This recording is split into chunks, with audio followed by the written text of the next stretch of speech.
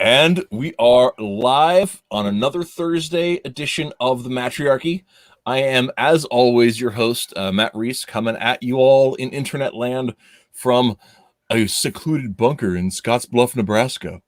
And I am joined today by a couple of old acquaintances. You might even say friends. We've got Mike Hutchison, who was my old editor back on Fanzing, which we'll talk about at length for those of you who tune in and have no idea what that is. And then over there, we also have Russ Yocum. Well, I guess he's over that way. Hey, y'all.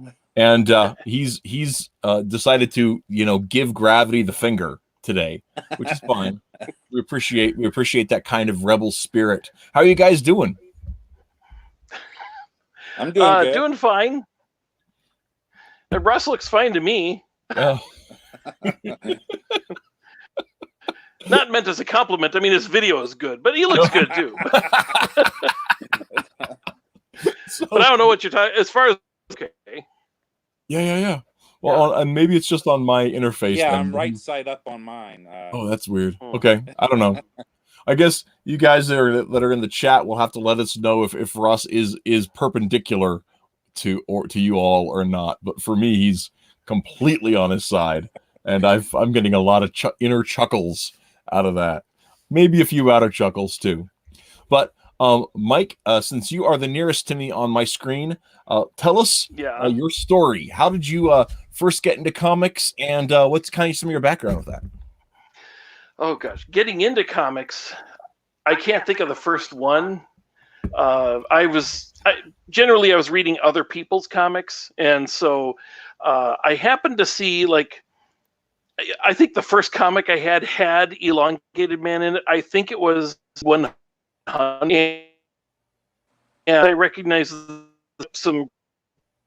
It mentioned the little sub was the only person with a public, and I think that automatically liked Elongated. It was somebody else's comic I just happened to read. That happened till I was 12. Happened to be the first one was LA 200. Just my comic that I ever bought was one of the greatest comics, the 200, with the Perez wraparound cover and all the Justice League members fighting each other. I was just a reader from then on. Now you had also in terms of not only having been the editor of Fanzing, and we'll get on to that just a little bit on here, but you used to run the world's first and only Elongated Man fan website. Am I remembering that right? Dibney Dirt. It is, and I have a first issue of when the second issue came out, I didn't update it anymore. My heart was broken. Oh yeah. So is Dibney Dirt still out there on the internet?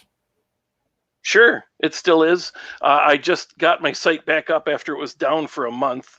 Okay. From malware getting infected, just by pure luck.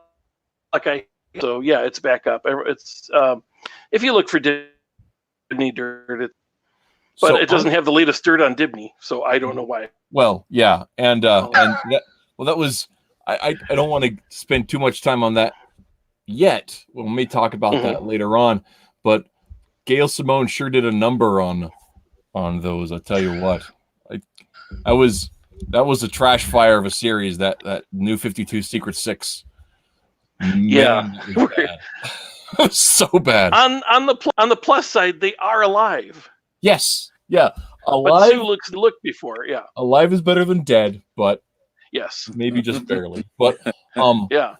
Anyway, so and that's it. So fanzine, yes, was Fanzing. Fanzing. I am saying it wrong. I was like, I checked myself. Am I saying it right? No, and I didn't correct it. Fanzing. I'm going to go ahead and put that in the chat here.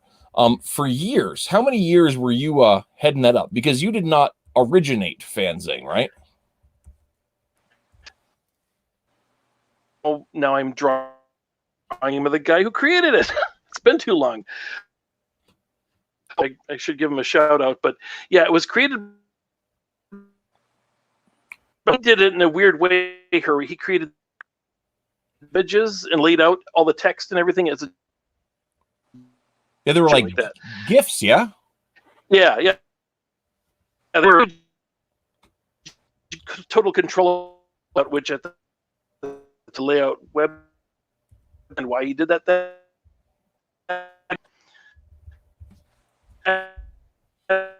Because he went to actually become the web DC Comics.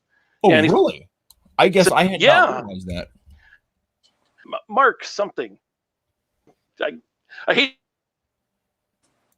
Yeah, he said, "Do you want to take over?" And I said, "Sure." And then that's what I'm using pseudonyms.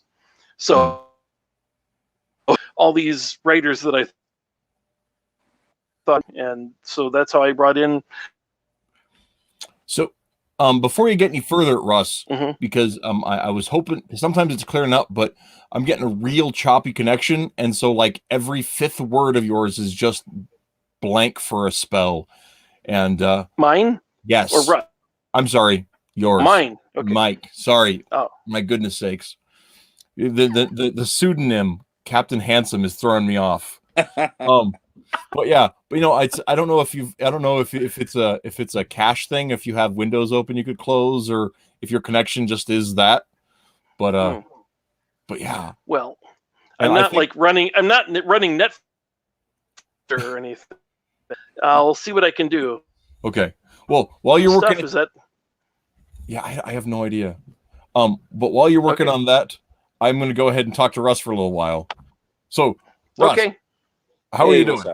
I'm good. I'm good. Now, you of course used to do art for Fanzing back in the day, and that's where you and I met.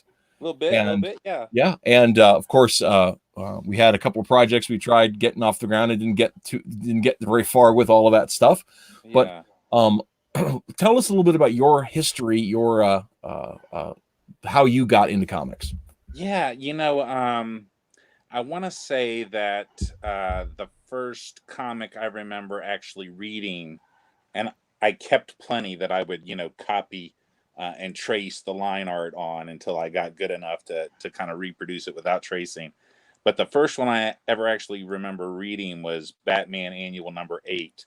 I don't know if you're familiar with that one. Had the Trevor Von Eaton cover with the big sunburst behind Batman. He gets on the space shuttle and battles Ra's al Ghul. I was like, wow, this is just so 80s. That. It's so cool. Of course, because back then we all, loved the space shuttle. But yeah, that was my first comic that I remember reading. And was it reading that issue that kind of got the bug? I think so. After that, and just something about that Trevor Von Eaton cover art just spoke to me. And after that, I, just kind of threw my comics around the floor, used silly putty on them, didn't care much about them. But I saw that cover as a piece of artwork. So that's when I began protecting my comics and really, caring about them and collecting them. And I got into comics a little later than that. It was early 90s. I was 11, and I found a way into the back door, sort of, into superhero comics. I was a big DuckTales fan, living in Tulsa, Oklahoma when I was like 10, and then we moved up to Scottsbluff, and we didn't have the cable or the networks that show DuckTales in the afternoon. None of them had it, so I couldn't watch DuckTales. But at the local co-op grocery store, they had a comic rack, right? And they had DuckTales comics and the old Uncle Scrooge, Carl Barks, Uncle Scrooge Adventures. And I didn't know who Carl Barks was or anything, but I'm just like, oh, it's DuckTales Adventures. And so I put my nickels and dimes down on the barrel head to read these. And so I was hanging out the racks, picking up Disney books, and then I start seeing Batman, and I start seeing Superman, and I start like, well, what's this all about? and that's kind of how I got into that through that way too.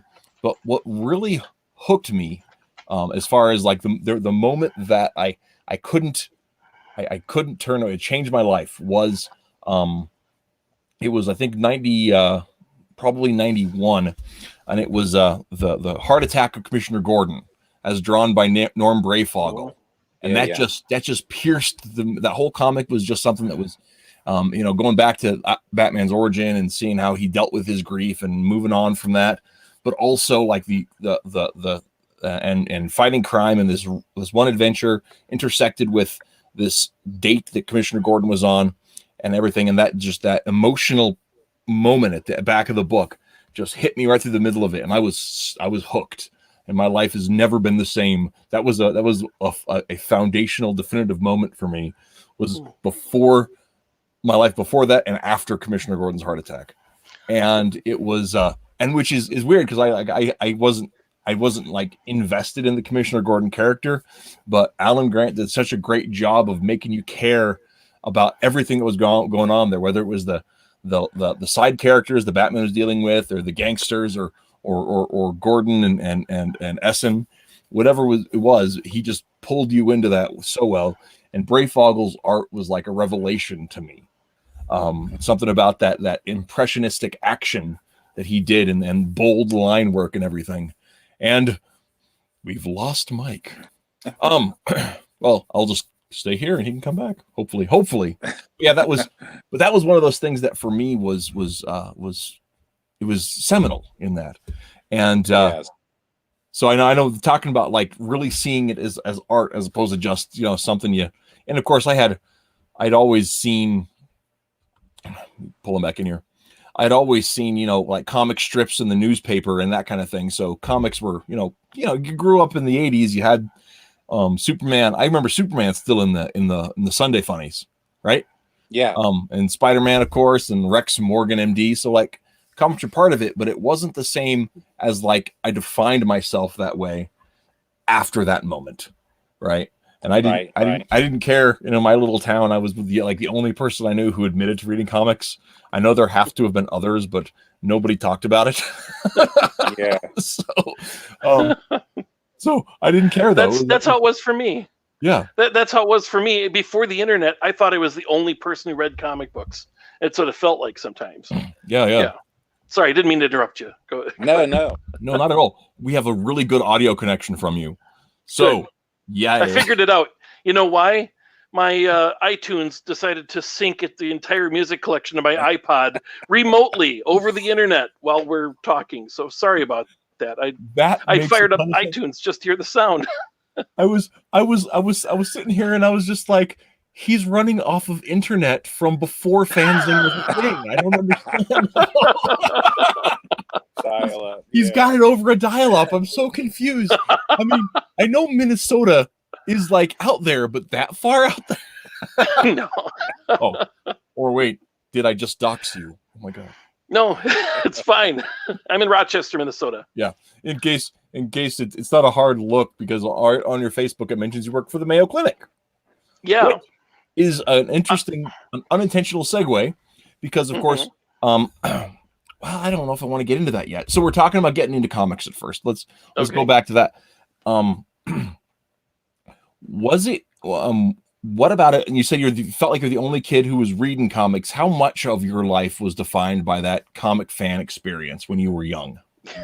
Yeah, since I was born in 1970, and the internet came about, generally mid 90s. So like when I was 25, I finally got on the internet, and that's when I found out that everybody likes comic books and Doctor Who and Star Trek and Star Wars. But honestly, at my school, I was it. There was no nerd group. I was the nerd group.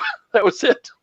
There was one guy who was into comics besides me, and he was totally into Marvel, and I was totally into DC.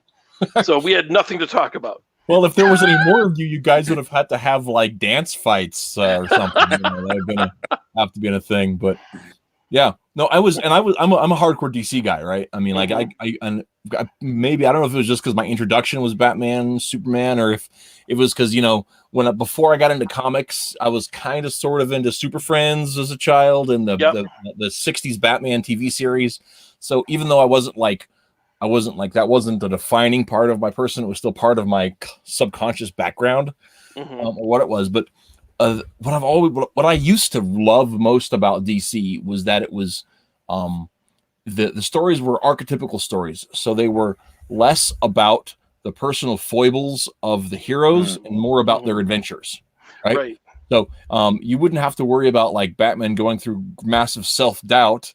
It was about him overcoming difficulty for the sake of others, or it was about him, using his finely honed self to overcome, to solve the crime, and it was more about the adventures than it was about the personal things. In Marvel Comics, Spider-Man, every issue was about Peter Parker's crappy life, Yeah. Or even the funny ones, with featuring what was that frog guy's name? The Fabulous Frogman. Yeah. It was still, Peter Parker's his life is better than that guy's. So can I tell you something I was recently thinking about on this topic? Yeah. If you don't mind me interrupting. I'm sorry. No, please. Because when I was growing up, that was a big dividing line between Marvel and DC. Was that when I talked to my Marvel loving friend, he said, that Marvel, the people are real. They have problems. They have issues. It's like Wolverine is in love with the girl who's in love with Cyclops, and they have all these problems related to that. And like Sue Storm is married, but she's also pursued by Namor. And I'm like, well, that just sounds like people being unfaithful. I don't want to read that. And he's like, no, that's why it's better. And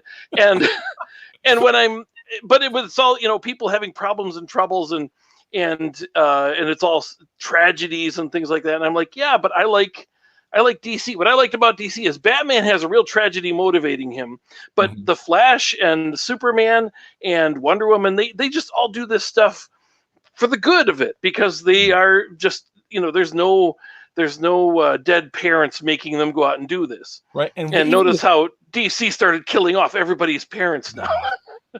Yeah. Don't get me started on that yet. We have 2 hours.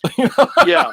But no. That's what it was like as a kid. And it seems like people who wrote for Marvel went to work for DC, and DC started changing over the years. Mm-hmm. And it's like now Deadpool is joking in the Deadpool movie. He's like, wow, that's dark. Are you guys from the DC universe? And it's like, DC was the one that was bright and happy, and everybody got along, and everybody in the Justice League was friends. Batman and Superman were inseparable friends. They could always count on each other. And even that's completely changed. What? Go ahead. The dynamic between Batman and Superman is what made the Strength of the World's Finest series is what made The Dark Knight Returns so poignant, right? So if you go in, and that's one of the things I think Batman v Superman is a movie failed in, because there wasn't any tension. They were just opposing forces. It was right. What is it? How does that cliche? What happens when an unstoppable force meets an immovable object? Well, you have Batman v Superman. That's all that is. But as somebody who grew up in that paradigm of them just being bosom buddies, and I came into comics in the post-crisis New Earth, right? The unified timeline, and so you'd read stories set in year one or set before that where Batman and Superman have this grudging respect for each other. But then by the time I'm reading Batman, by the time that rolls around, they're best friends because it's been 10 years and Dick Grayson's grown up and all that kind of stuff. Right. So I still saw that. So by the time I was old enough to read, to believe I was mature enough to read Dark Knight Returns with all of the near nudity and everything, I was just like, because I was like 18, 19 by the time I let myself read it, I was like, okay, because I understand that they're so close, I understand how far apart they are, and so it has a poignancy to it. Right. But somebody who got into Batman because they watched the Nolan films and then watched Man of Steel and then watched Batman v Superman is just like, well, of course they hate each other. And it was like, you just totally missing how this is supposed to rip your guts, man. It's poignant because they were once friends, and now Superman's working for the man, and Batman's can't even he isn't even friends with the cops anymore, and they're totally against each other. Mm-hmm. And that's I didn't really care about seeing Batman and Superman fight, and all these other people are like, who would win? And I'm like, well, Superman would win. If he wasn't a nice guy, he could incinerate Bruce Wayne from space. This is only a fight because Superman is good. I mean, that's the only reason it's at all a debatable fight. But it's it's you take that fight scene and remove all the sentimentality out of it. It's not two old friends fighting; it's two guys who don't know each other fighting, and it's not as interesting. Superman. I mean, I understand it's Batman versus Superman. They're trying to cobble together some way to have them fight each other, but it's like if you took the subject of a billionaire who is capable of coming up with all kinds of ways to fight Superman and doesn't believe that he's here to help us, even though he is. He could turn against the world. And so he uses his money and his training to come up with ways to bring down Superman. That's a great story for Lex Luthor. But they gave it to Bruce Wayne. And Bruce Wayne's like, I've got to kill him. It's like, Bruce Wayne doesn't kill. Batman doesn't kill. Batman certainly doesn't set out to murder somebody who tries to be a good person. And I think that's the whole thing. And that's another big issue that I had with it too. I don't think it was the killing that was such an issue for a lot of people, because movie Batman has killed, right? I mean, Batman has, yes. Movie Batman has killed. And it's bothered me every single time. Right. It bothers me every single time, but he does, yes. Yeah, I mean, because just like, in movies, big explosions, machine guns, they're just part of the package of a movie, right? And I don't mind that people incidentally got killed, like, from that, but it was the intentionality that I think made it. And you even look at old, like, Golden Age Batman stories that are totally 100% Batman stories, that Batman does not mind if some criminal falls off of a roof and dies, because by being a murderer, you're placing yourself in jeopardy, and I'm not going to feel bad about it. So for me, I don't think it was, and I think for a lot of people, I don't think it was, the issue with Batman v Superman wasn't just that Bruce was killing, it's that he was being careless and reckless and not paying attention to anyone else around him. Because you even look at, like, the Tim Burton film, right? The only people he's pointing the gun at are bad guys. Like, he waits until everyone else is out of there before those bullets start flying. Once again, I don't think comic book Batman and movie Batman, not the same character, but they're actually LexCorp employees. They're just LexCorp employees doing a pickup to a boat, and he starts killing them. And throwing cars around. Rubber bullets on it. And throwing cars around when there's just longshoremen that are just out there having a smoke. Yeah. And by the way, everybody likes Batman because he's the guy who, is bound by, he has human limits. He pushes himself really hard, but he has human limits. And yet you see him throwing crates with a rope, which isn't, remotely humanly possible. Well, once again, I think there's a certain movie rule in there too. I mean, that's what everyone loved about Die Hard. But if you really were to add up the injuries, John McClane should have died like 5 times in the first Die Hard, and everybody's complaint about every other Die Hard is he's a superhuman. Dude, he started out being a superhuman. You just weren't paying attention. So yeah. And I mean, so that's a big part of it. So, but dialing it back. So, Russ, was there anything where you felt like that comics were just like a thing that defined you? And I mean, I know you've done art for them. You've done a lot of stuff since then. We want to talk about that too. But as growing up, was there a moment that you felt that comics were just like a defining thing for you? Maybe a death in the family.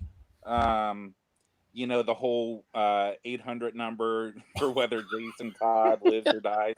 Now, I didn't like Jason at that point, but I was of the feeling that Batman had to have a Robin, to tone him down, and also because if I'm going to pay my money for a comic book, I want as many superheroes as I can get in it. But I'd say that was. Probably a cliche among comic collectors my age, but probably a death in the family. Just the whole, Joker beating him to death with a crowbar. That was brutal. That those Mike Mignola covers, the Jim Aparo art, that kind of showdown with Batman and Superman. Before the Joker spoke at the UN, all of that just resonated. So Joker being an ambassador for a nuclear Iran, is that a little too on the nose today or what? Right? Right. But no. Side note though, and I came into comics a little bit later than that, right? So I wasn't there when Jason Todd was dying, but I came on right when Tim took the mantle. Oh, right? Yeah. So Jason's death was such a huge motivator for everything that Tim Drake did, right? For his effect between his affection for Batman, his desire to be smart about things, his desire to limit his natural passions, to submit them to reason, to and everything about hey, it's sitting right here the whole time we're talking about it. Speaking of which, yeah, I've got all of my filing cabinets back here. I won't go routing through them because I'll be gone for. I can't look quick. But no, I think that was so. Jason's death was a huge issue when I was first coming in to comics. So here's a question: straw poll, quick. I don't know if you guys have been following DC Comics in the last 12 years, but Jason Todd, better dead or alive? I'd rather he was dead. I agree. Yeah, me too. I want to know if this is just an old guy thing, though. Does he have an origin for being? Does he have a reason for being back aside from Superboy punched time really hard? Well, I don't think that. I don't believe they've officially reestablished it after the change in universes. I think they've just let that sleeping dog lie. Well, I believe he was, and this is just what I've read, through hearsay on the internet. So take that with a grain of salt. But my understanding is that Ra's al Ghul put him in a Lazarus pit after Joker, Joker beat him to death in A Death in the Family. That's what they did in the animated adaptation of it. Yeah. And so maybe that is the in-universe explanation. And maybe that's with the post-Zero Hour universe, it was the Cosmic Superboy punch, which was also stupid, and damn them for that. Because that's can't even. Well, it did bring back Doc Magnus. Yeah, Doc Magnus was a metal man, and then all of a sudden, bam, he's back in his suit with the pipe. And here's the thing: when you bring back Superboy Prime, it's just an admission that you've ruined the universe to the point where it's irreparable. Thank you, Dan DiDio, for that, you jackass. Second of all, and I'm back to my original question. I think that Jason Todd is much better dead than alive. Yes, I think people have enjoyed his stories, and he has a conflicted motivation and everything.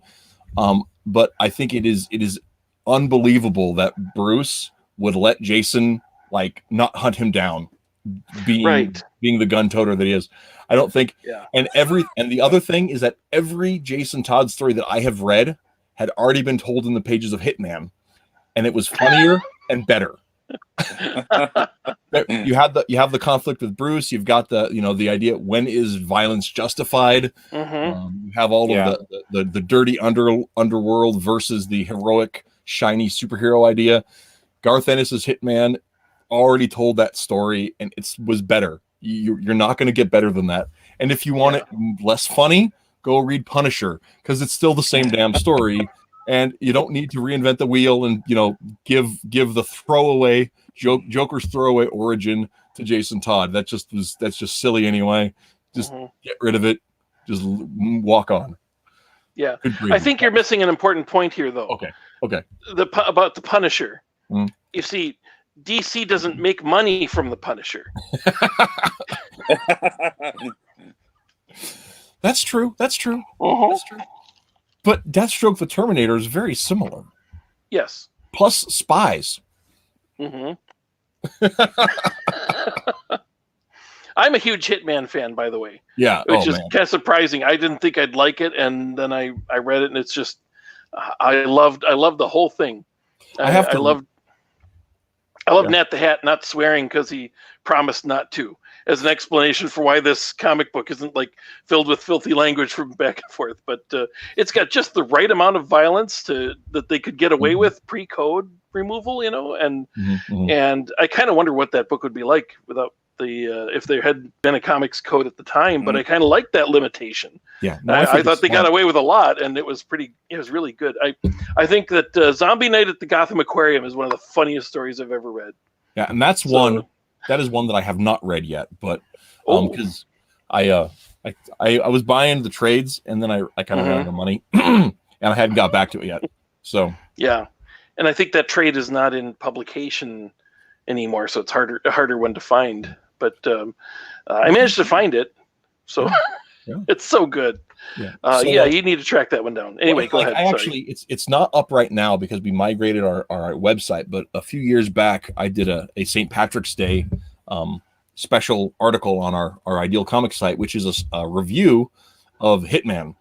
Because one of the things that I loved about the subtext of Hitman is how Garth Ennis wove in the lazy Americans' understanding of Irish Catholicism into because it's not doctrinally accurate, but it is the way a lot of Irish Catholics that I've met have an opinion about doctrine, and where and even okay, so I'm a Protestant, so I'm not even talking doctrine that I agree with. I'm talking actual Catholic dogma.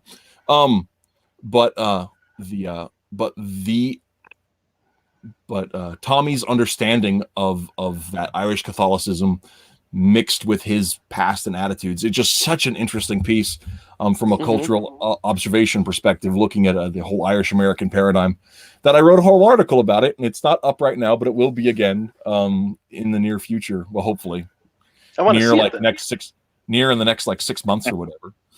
But can I tell you this is, I bet, something you've not heard, because I got it from the horse's mouth of somebody who worked on the book, and he doesn't I don't think I'm giving away a secret here, but this is have you seen Hitman versus Lobo?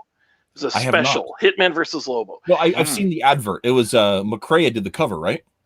McCrea did the cover. I don't know if he did. I don't know what he did inside, but I do know the person doing some of the artwork was he's not the usual person on the book. So yeah, he did the Hitman versus Lobo. In it, Lobo comes to Earth, and he's going after Tommy Monahan, and Tommy gets defended by the what's it, a 6-pack and the the 8 Section 8.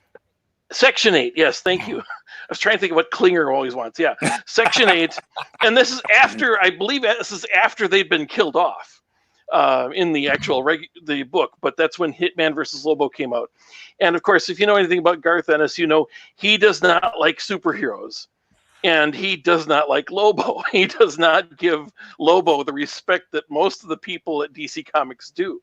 So he thinks Lobo is just a big jerk, and he has Phlegm Gem come down on a cord and spit right in his face and go flying away, and all so the Section 8 is all going after him, and Lobo is just confused, and then he gets I think Tommy Monahan shoots his eyeballs out. First thing he does, shoots Lobo in the eyes, knowing they'll grow back, but knowing it'll slow him down quite a bit. And so this book, of course, he can't kill Lobo, but he's got to figure out a way to end Lobo's contract when Lobo never loses a contract.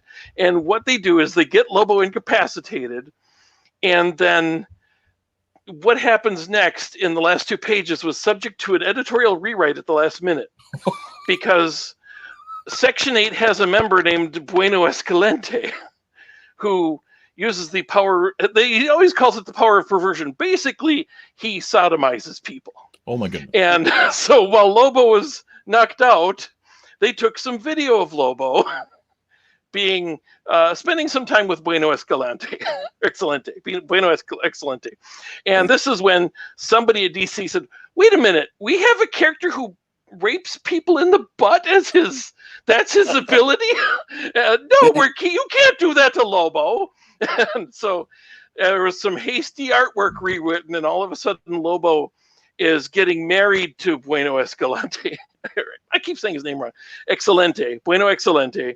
So he's just Lobo's in a wedding dress, unconscious, being married to this guy, and that's what they used to frame him and say, "Okay, now you're going to leave us alone." Oh my God. And Lobo wakes up and he's like, "I can't believe you guys did this. And who welded this dog to my butt?" And So, for those of you guys in the chat or who watch this on replay who don't know, Section 8 are a team of insane people that believe they're superheroes who are side characters in the Hitman book. It's their ways of Garth Ennis. And Garth Ennis says he hates superheroes, and their ways of making fun of superhero tropes. But Garth Ennis says he hates superheroes, but when he writes Superman into Hitman, and I think it's issue like 28, it's one of the best. Yeah, one of the best Superman stories I've seen in a long time. Did we lose you? Rhys, you Rhys? frozen there. Oh, hey. There you go. It's just sunspots. Ignore it. Anyway, but yeah, when one of the situation is that I think it's 28, but I might be wrong. But what goes on is that Tommy is on a rooftop smoking a cig, and he looks across the rooftop, and there's Superman, and Superman is sitting. He's just sad, and so Tommy walks over and says, "Hi, you're Superman. You look sad. What's up?" And Superman says, "Well, I was coming to talk to Clark, but I guess he's not around, and I've just had a bad day." So he goes on and tells about his day and how this Superman feels he failed. And Tommy says, "Oh, it's 34." 34. But Tommy says, "Dude, you're Superman. You're like one guy who did something stupid died, but you've saved the world, 7 billion people, thousands of times. Everybody has a bad day, and that guy was an idiot." And Superman says, "Well, I think you're a jerk, but thank you for caring, and I feel better." And he flies off. And then Tommy finishes his smoke, walks back across the thing, and shoots somebody in the head. And because he's a hitman. Yeah. Spoiler alert. So but yeah, it is one of the best Superman stories. Superman's vulnerable, but still every bit heroic as you'd want him to be. It's remarkable. And so I think it's not that Ennis hates superheroes. I think Ennis hates anything sacred. I think that he just hates the idea of sacred cows, that something can't be mocked or derided or ribbed. And if that, and being in comics, that's superheroes. But he has exactly the same attitude toward religion. And I certainly don't agree with him about that. But I don't think it's just that. I don't think it's a hatred of superheroes. I think it's a hatred of the idea that things are too sacred to be messed with. Because he certainly understands what are the driving forces behind the genre, and is more than capable of telling awesome superhero stories. He just would rather make fun of them because Anyway, did not intend to go on a huge diatribe about my love of Hitman, but Hitman is much better than Jason Todd. Anyway, so as we talked about earlier, when your mic was going out, Michael, you were given the Fanzing project, which was an online fan magazine for DC Comics fans. And tell us a little bit about what Fanzing is or what it became. Right. Well, I ran it for, I believe, 60 issues, or roughly 60 issues, give or take, because we had a 0 issue and all that. But we ran it for 6 years, and it started out really small. I think at first it was just on my own website, and then I managed to get a domain. That was like the first domain I ever purchased, I think. And so it became fanzing.com. You can still find it there if anybody wants to see anything. I've been debating whether to take it down sometimes, but I know that first of all, it's linked up the wazoo as far as like Wikipedia articles pointing to things on Fanzing. So it's like it's a resource. And I'd hate to get rid of it just for that. But every now and then somebody who's written for it says, "Could you take down my writing, or could you change my name on there? I don't want it found anymore." And it's like, okay, somebody just did contact me and asked me to change it. And that's how I found out my site was down. So I still have to get the fixes in for him. But anyway, yeah, we put together a monthly issue. At first, it was just me as an editor taking everybody's articles and artwork, and I was way overwhelmed that it was coming out like every other month. And then I got an assistant editor, an assistant story editor. They helped take on a lot of the work. And it so it ran from 1997 to 2004, I think. I think I took over in 1998 and took it to 2004. And that's when I kind of decided, I'd really like to make a run at getting into comic books for real. And so I gathered up a bunch of the people who wrote for it and who drew for it and said, how about if we self-publish a comic? Because the big thing is you need to have something to show what you can do in sequential form. And I knew we had a lot of eyeballs. Fanzing.com had gotten noticed by a lot of people. We did that article on how to save the comic books industry way back when. I don't know if you guys remember that or not. It was only had listened, Mike. They did. I think they did. A lot of that stuff got implemented over the next few years. Yeah, some of it. That's around the time. Yeah, some of it did. I really do think that all the comic books really need to have a what happened last issue and who the characters are, like on the inside, because some books did that. Like minor companies did that, but it really needed to be, especially if you're writing for the trade, and that was getting to be around that time that everything you picked up was part 1 of 6, and I remember when 3 issues was like a big thing. A 3-issue story in Justice League was like one of the major stories, and now everything is intended to be 6 issues long, and it's not a big thing at all. It's just the latest storyline. But and tied into every other book the company does too. Yes, it is. Yeah, and by the way, I've really noticed that I started reading Robin. It's for seriously, because I know Chuck Dixon and I got to know him, and it's like everybody talked about his Robin, and I'd only seen issues here and there. And so I gathered up all the trades and started to read it from the beginning. And what I found is it's so interlaced into Detective Comics and Batman and Birds of Prey and Nightwing, and it's like even though this is the collected Robin, where he meets his girlfriend doesn't take place in here. It's like the first appearance of Spoiler is not there. All of a sudden, Spoiler's there, and you've missed her first appearance somehow. Well, and it's because this stuff is happening. Part of that was because for 2 years Chuck was writing all of it. Right. he was doing he had Batman, Nightwing, Robin. I think he did a run on Catwoman during that time. Yeah. And Green Arrow. Yeah. And so yeah. So a lot of the stuff I'm reading, Robin, it's like this story is part 1, and you come to the next issue, it says part 6. It's like part 6, what happened? And so even though you have the complete Robin in trade form, you can't follow the story because it's like that's spun out into the other stuff. And like this is part of Cataclysm, and this is the next installment of Cataclysm, but you can also go read the Cataclysm trade. It's like it's a little hard to compile these sometimes and have a good complete story. It's like there should be 1 or 2 little catch-up pages saying what happened in between.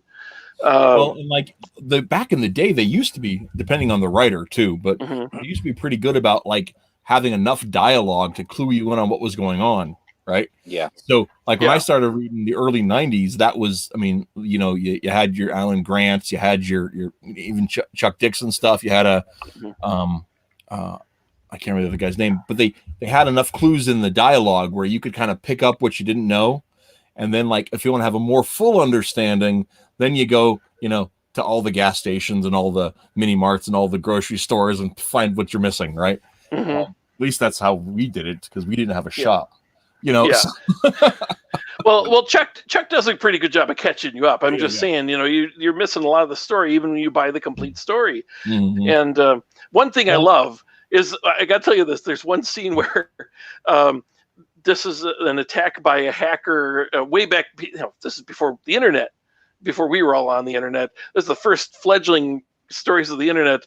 Robin is telling Alfred, take that computer and the monitor and the printer and the modem and just go to go to a payphone, and I'll let you know when we need to have you hack in. Just run that program when I give you the signal. He's like, I'm not computer literate, which is weird because Alfred's now the guy at the computer for Batman, but back then it's like, I'm not very computer literate. He's lugging around the computers that, you remember how big a computer was in the early 90s? He's hauling all this equipment up to a payphone. I love the thought of Alfred sitting there as it's going, eek, bong, bong. Well, and the craziest thing about all of that is at the time, like dial-up modems were a thing, but phone modems had gone out of fashion, like by then. Because for those of you guys who are younger in the audience and might not know this, years ago, before modems were internal, they were external, and they'd hook up through a SCSI port or whatever. Which is a particular type of pin setup that I'm not going to get into, but you'd actually set the cradle down on a speaker and mic setup where your modem was, and so the handshakes were all audio, and they'd squeal and rattle over there on the other side of the room to your actual phone, and as opposed to being plugged into the wall where you'd hear it handshake and that was it. Oh, also the squeal noise that fax machines make today is called a handshake. And it's how computers used to share data across phone lines. I feel the need to explain that because I have some of my regular guests, my viewers are in that millennial and under age who, they've never experienced the world without an internet. So, which technically we didn't really either, but we didn't know that the internet was there. Right. Technically, it's been around since the 60s, but we didn't have it. Yeah. Yes. Yeah. Yeah. Oh man, I remember the first time I got on an internet connection in high school. I was actually like junior high, but that connected to the Gopher, the Golden Gopher server up at University of Minnesota through our local community college. And it was weird because it was all syntax, all text based, command line stuff. So looking up articles on the Gopher was an interesting experience. Yeah, online bulletin boards and that, that was. Oh yeah. Oh man, that's I'm old. So yeah, it happens. It happens. I turned 50 in like 2 weeks, so yeah. I'm feeling it. But yeah, that was a long time ago. Yeah, I'm 42 in just a few weeks myself, so that's how that works. So yeah, I'm probably not doing. It's actually going to be on a Thursday, so I'm probably not doing a show. So there you have it. But yeah, but it is the answer to everything. It is. That's what I've been. There you go. I've been told. Yeah. So I'm expecting to have a great year, right? So anyway, so Fanzing. After you wrapped with Fanzing, which I gotta tell you was a huge like earth-shaking thing for me because I had been like trying to find out ways of like honing my skill. I ended up dropping out of college. I had to work on Fanzing? No, not to work on Fanzing. No. It's like you're taking it too seriously. No, I ran out of money, and so I writing monthly for Fanzing, and I did one history article and one fiction piece every month for the last year it was in publication, and for me it was like school. I had you and Nick that would rip my articles to pieces. And would really just be like, this, okay, I know you're trying to like make an onomatopoeia, but this makes no sense. Fix it. And I was one of those things where it was like a training ground for me, where I had a chance to really get some feedback on my writing. I wasn't just like writing for myself. I had deadlines I had to meet, and so it was a great boot camp for me. And I was really feeling like I belonged. And then you made the announcement that you're like, well, this has been great, but it's been 8 years and I'm tired. And 6 years. 6 years. Yeah.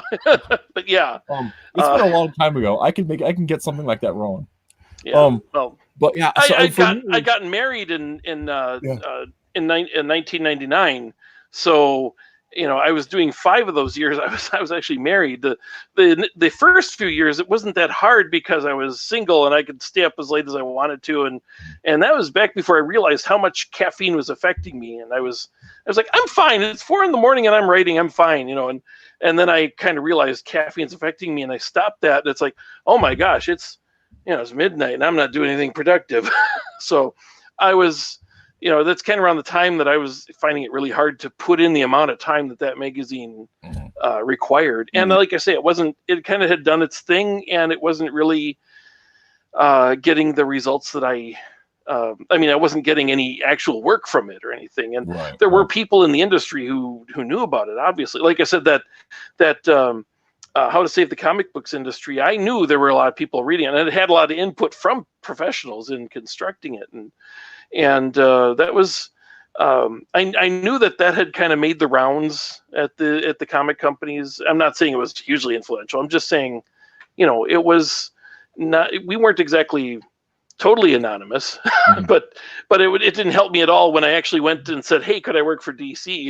It's like you need to have something to show that you can really work. And it's like I really wanted to work in comic books, and so I tried to make a go of it in the early 2000s, and we first put out the Job Wanted book, and that was the name of it. It was all about, it was like 8 stories of employment, regardless of whether the employment was being a cowboy or a guy who's working picking up trash in outer space or whatever. And there's a priest who has to help a kid who's infected by a video game.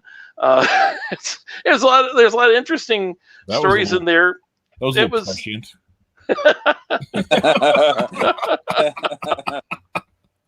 And that was so it was interesting putting that together, and I put in several $1,000 to print it at a level that that we could put out an 80-page giant for. It cost us $1.50.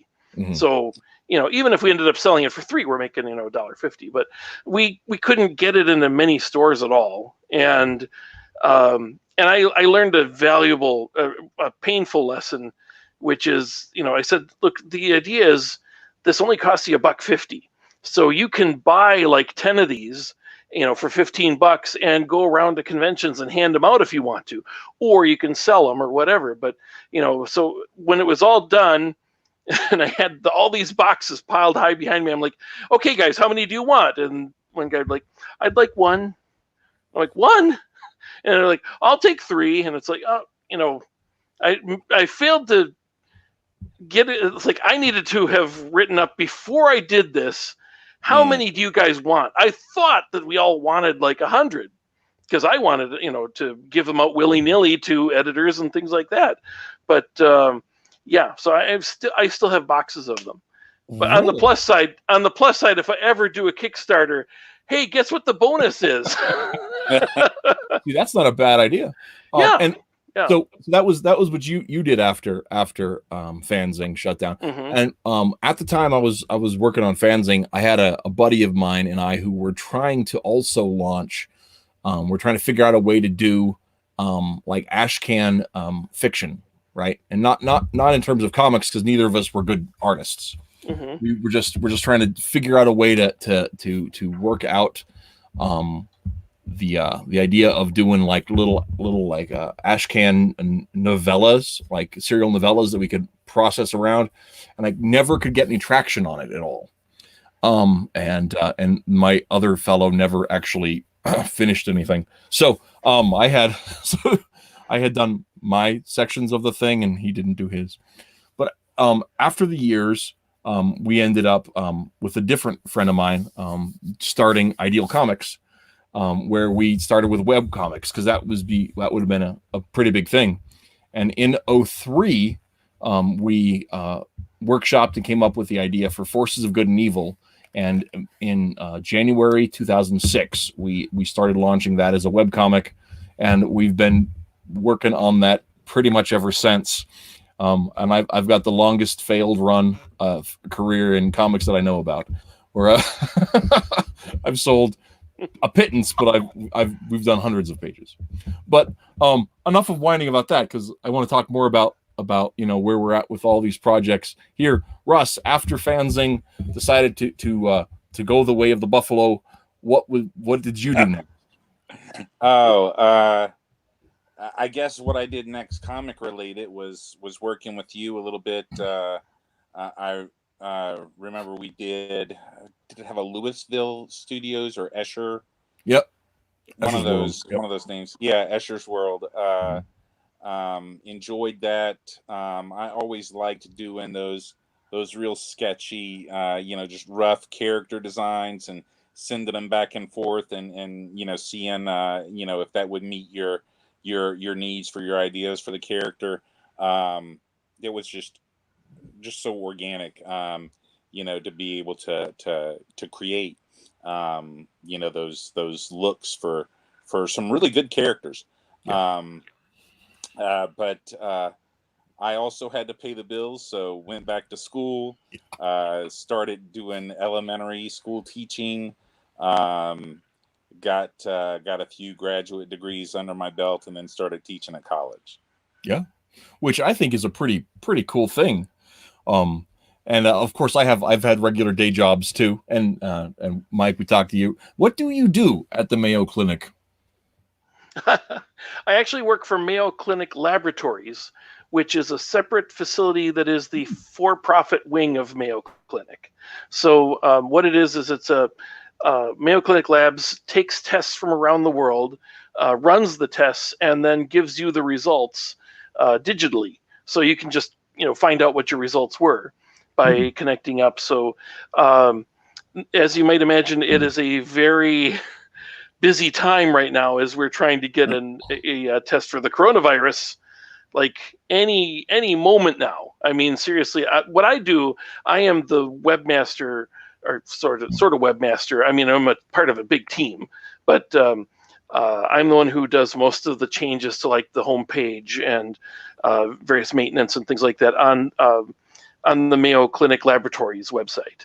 So we're like all prepped to announce the test. We just have to get the FDA approval, and and they're rushing that. I mean, it's like a couple weeks, and they're going to have it, and that's like FDA does not work that fast, and then neither does producing a test. But yeah, but it's kind of that's a priority, because right now, up until very recently, it was just if you wanted to have a test, you had to send to the CDC, and that's it.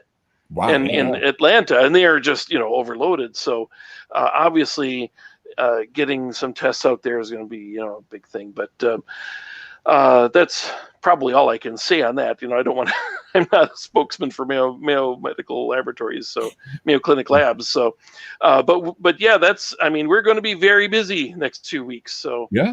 So yeah, and that's actually kind of interesting though, because you're talking about that Fanzing didn't really turn itself into a career, but a lot of the skills you'd used to manage the website, you're still using some of those. I mean, I'm still a webmaster. Yeah. I mean, granted, the internet doesn't even speak the same language it did 20 years ago at all. Right. I mean, we're but still HTML still works, but I'm far more of a content editor than it's like when it actually comes time to code something from scratch, it's like, oh, it's been too long, and there's tools for doing it. It's like trying to actually come up with the basic framework to do one from scratch. It's like there's a reason why I haven't devoted the time to. I mean, Fanzing still has a very old appearance. So does Dibney Dirt and all the other websites that I have, and it's like I have most of them are on WordPress now. If WordPress had existed at the time that we were doing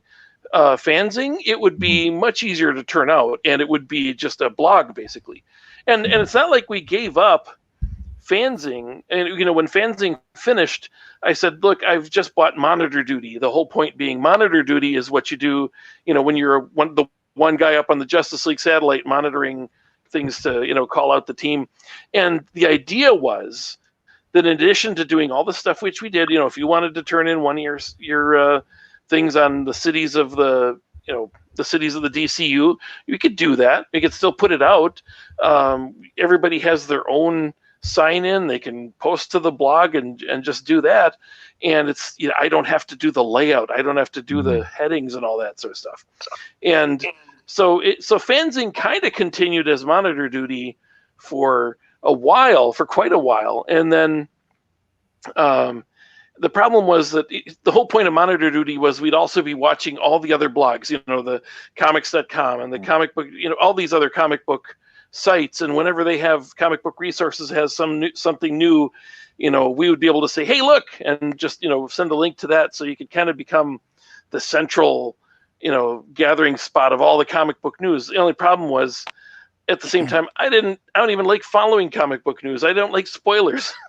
It's like, I don't want to see, oh, look, we got a glimpse of the Batman suit. Yay. And it's like, I don't care. I'd rather go into a movie not knowing anything about it. And, it's like, I really don't want to know. I always wondered, the Armageddon 2001 storyline. Do you remember how they rewrote the ending? For those who don't know, Armageddon 2001 started in 1991.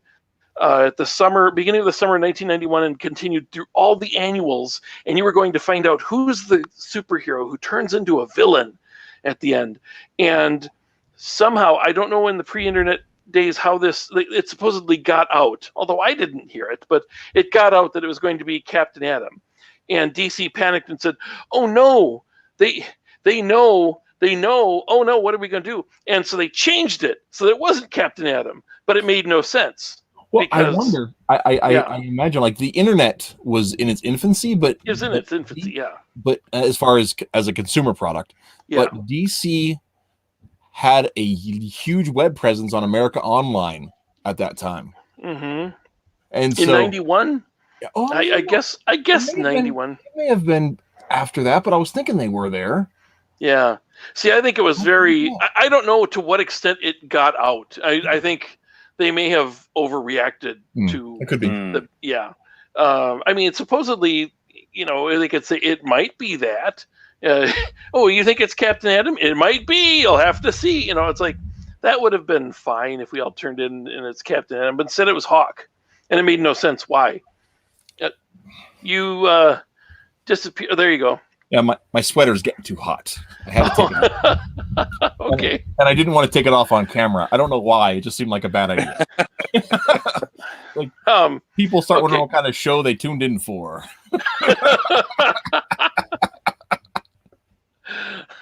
But yeah, no, and it's weird. Nice shirt, by the way. Well, thank you. It's weird for me to think about the Armageddon 2001 thing, because it was so like, I mean, I know it wasn't 0 hour, but in my mind, that's all one giant story. Yeah. And I'm just like, but it wasn't. I gotta stop and remember that those events were actually different. Mm-hmm. Yeah. I got to be honest. I can't remember I can't tell Final Crisis from Infinite Crisis from the the early 2000s ones that all kind of are a big blur in my mind. Oh man. Yeah.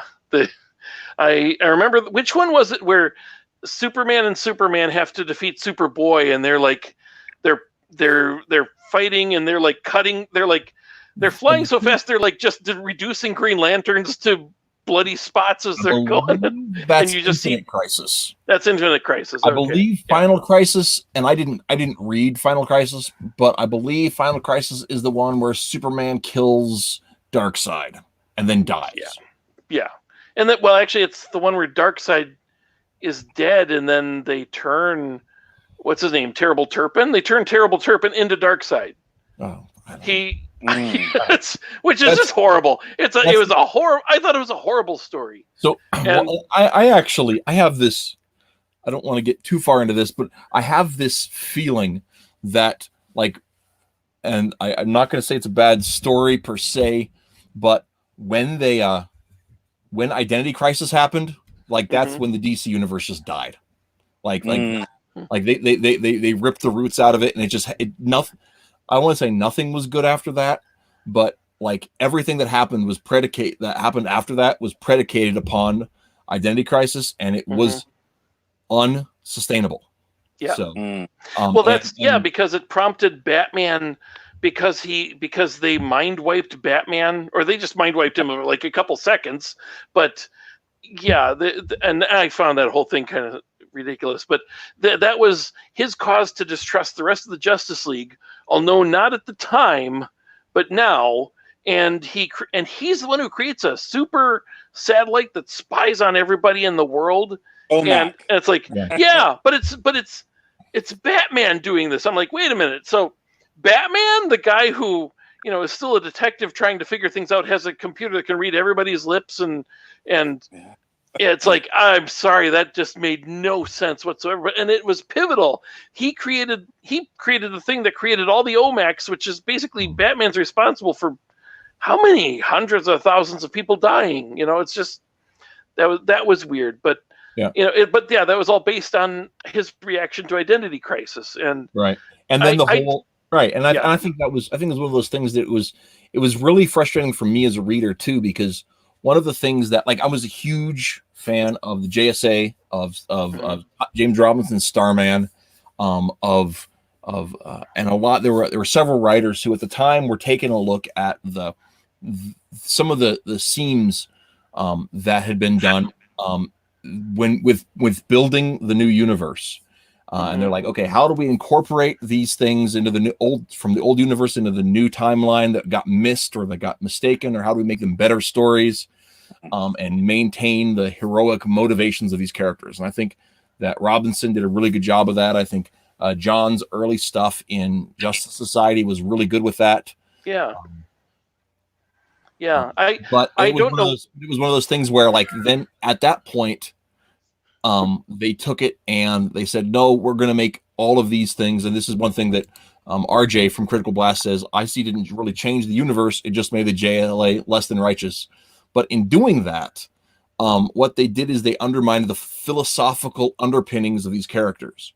And in so doing that, it actually, I think it was corrosive to the overall effect of it. And I think the reason that was allowed to happen was from events that happened before that with stuff. But I think when they did that, it was a nail in the coffin of what could have been the DC universe that was built on the hope that we were talking about in the first hour. That DC Comics, it's a world full of tragedy, but it's a world based on hope. And when your heroes believe that, that rather than killing Dr. Light, we're just going to mind wipe him, like, that's better. And lied, and we build a society based on lies rather than based on justice. That becomes a problem, right? Yeah. And Ralph is holding Hawkman's mace, standing over him, and this is before he realizes his wife's been raped. You'd think he'd look over and go, wham, one more time, done, problem. Like, hey, you're technically not on Earth. You're not under anyone's jurisdiction. Just mete out a little justice, a little space justice. It's Hawkman's mace, for crying out loud. Well, I think there was a tie-in. I think it was the Flash, but I can't be sure about that. Where it was, I thought, was Mark Waid still doing Flash at the time? I think he just left. Oh, I thought he was. If it wasn't him, whoever was writing Flash really caught the vibe and did a better job of addressing some of the fallout from Identity Crisis, and in the tie-in stories were really good. And then at one point he has Hawkman say, "If I'd known it would be this big a problem, I'd have just killed him." It's like, And I mean, and there was, and I will admit that the one thing that Identity Crisis explained really well was how Dr. Light had gone from being an A-list villain to being a D-list villain. And so I'm not sure I agree, but I think at least it's an explanation, right? Yeah, it is an explanation, but it doesn't really.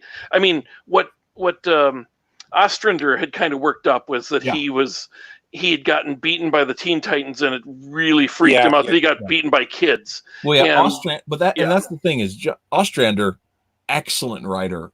Oh my goodness! And I'd been exposed to a few Batman stories here and there, and his Spectre, and a couple of Green Lantern stories. And this guy's pretty good. But then I've recently gone back and read some of the Suicide Squad stuff, and oh my god, that's so on point. It's so good, such good stuff. Yeah, and then to read the New 52, Suicide Squad, and I'm just like, Mm. you're sullying the name of what's gone on before. You just need to reprint Ostrander stuff and back off, man. Or hire him again. I don't know why they can't get him back for. It's like his Suicide Squad was really good, and I don't really know why. Even it was kind of getting tired, I suppose, at the point that it got canceled and it took a little break. But then they kept bringing back Suicide Squad, and whenever they did, it was run by some other writer. It was never him, and they brought it back with Keith Giffen. That series was awful. And then they did the new one. I haven't really read it much. I will tell you this much with Geffen, he is either on or not. Yes, I have never read a Geffen story that I've been like meh. Well, and it's like okay, so there are some writers, and Geffen is like this. Alan Moore is like this, where they're it's either amazing or it's just not.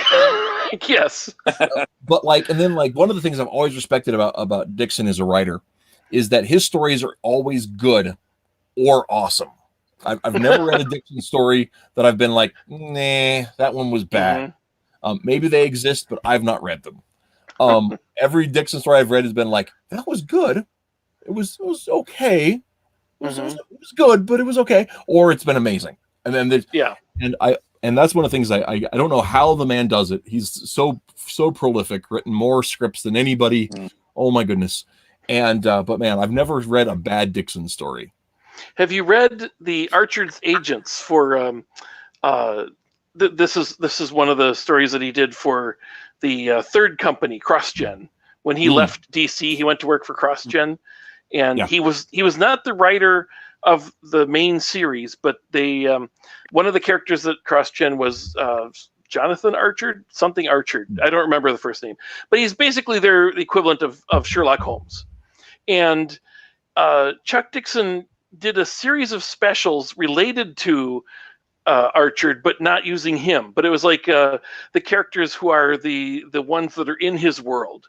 And so they're like friends of his and things like that. And he did this one called The Case of the Puzzled Pugilist, which is about a boxer who knows Archer.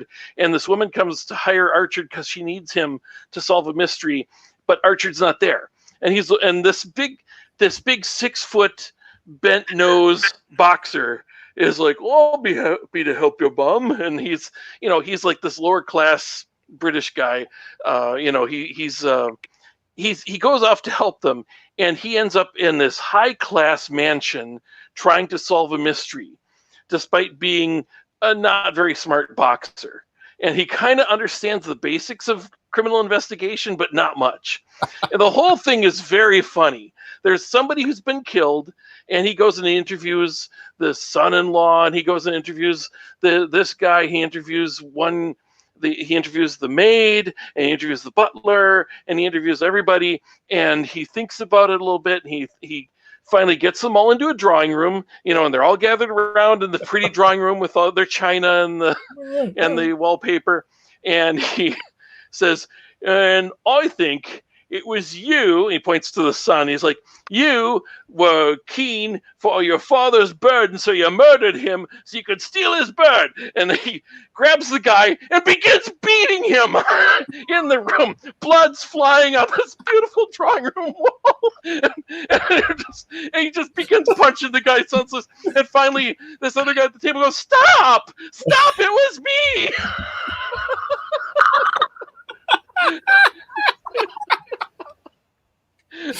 Oh my gosh! One of the funniest comic books I've ever read, and it's just a tie-in special, that he wrote. And it was like, I bet most people have never grabbed it because it wasn't a pivotal book or anything like that. It was just something fun. And oh my gosh, I every now and then I pull it out and I reread it. Oh man, it's just so good. Fun. I just last year.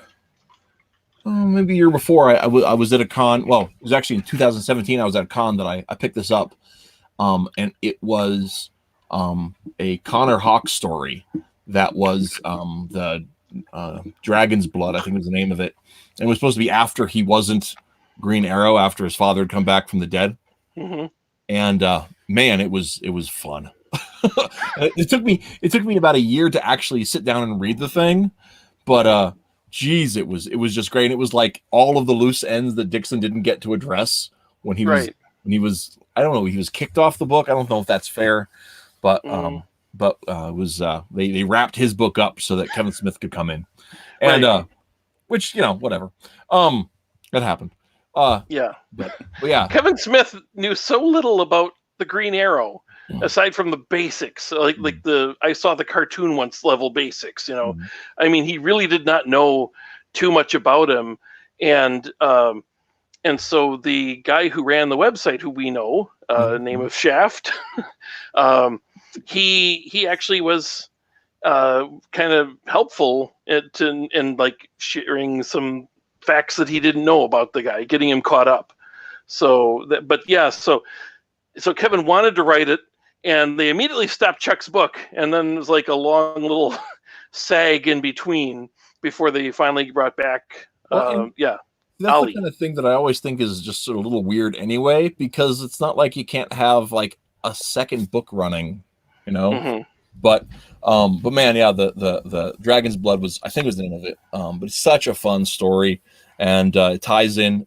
It does a really good job of tying like the end of Chuck's run together with the Longbow Hunters. So it actually makes like this circle story that's just really, really fun. And I really enjoyed that one. But yeah, I have so much respect for Chuck Dixon. And he was writing the Robin miniseries when I was first getting into comics too. So that was another one of those things that like almost hooked me. I wasn't quite there. There was the Green Hornet series that was started by Ron Fortier was another one that was just like, I'm almost interested. I'm not sure this is my thing, but I really like it. But man, that Alan Grant story just really sunk its claws right into me there. Holy cow. That was it. Alan Grant wrote the Detective Comics issue that had Catwoman and Catman on the cover. Yes. And I loved that version of Catman. I really did think he was a good villain. I was watching or reading that one, and I was like, I'd like to see more of them. I think he changed the chest so that it had like a cat instead of a big C on it or something like that. They made just a few little refinements to his look, and he looked so much better.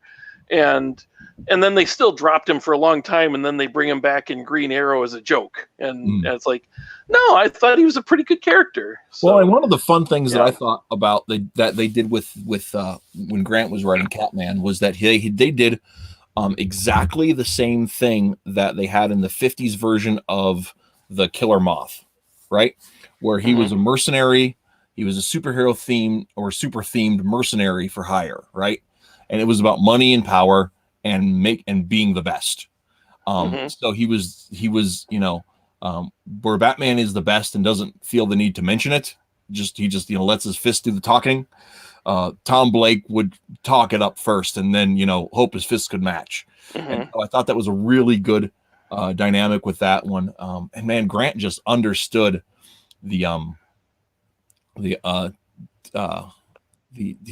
Grant just really understood like almost everybody in the Bat universe. I thought he just did a great job with all that stuff.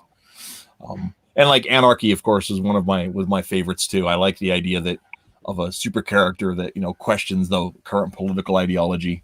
I wouldn't consider myself to be an anarchist, but I have a lot of but you can appreciate it. I can appreciate it, and I think he did, and it was fun too because it was nobody else has done it this way too. But he did a very fair look at the political underpinnings of society with the anarchy character in a way that a lot of people wouldn't. It was definitely a mouthpiece, but it still avoided being propaganda. Who wrote that? Who wrote Anarchy? Alan Grant. That was Alan Grant. Okay. Yep. It was co-created with Grant and Breyfogle, but Grant did. Breyfogle didn't do all the Anarchy stuff, but everything up until I think Grant wrote every bit of Anarchy up until the New 52. But yeah. Oh man, Alan Grant and Norm. Is it Brave? I've never known how to pronounce some of these names. I just say Breyfogle and people know what I'm talking about, but I've always said Breyfogle, so if I'm wrong. Russ, anyway, but I love their run. I remember when Breyfogle. He's the combination. Which is fitting. He's right in the middle. Yeah. I love. Do you remember there was an issue where I forget, did it have the demon in it or something? But it was like Batman finds somebody has stolen a Lamborghini, and he's like, I guess we're gonna see which is faster, a Batmobile or a Lamborghini, and he goes after it, and the guy like, I think he's demon possessed or something. The guy who drives it, and he like totally smashes the car, but he lives because he's a demon possessed guy or something like that. And Batman goes back to talk to the owner that it was stolen from, who's like super, super rich, and he's like holding a Ming vase or something like that, talking about how rich he is. And he says, I assume you found the car? And Batman's like, yeah, it's totaled. And he drops the vase, and Batman catches it. And he's like, it's, you can afford it and it's insured, right? And he's like, there's a 2-year waiting list.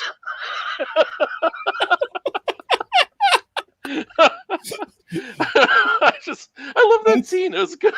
That's like the perfect Alan Grant moment. Yes.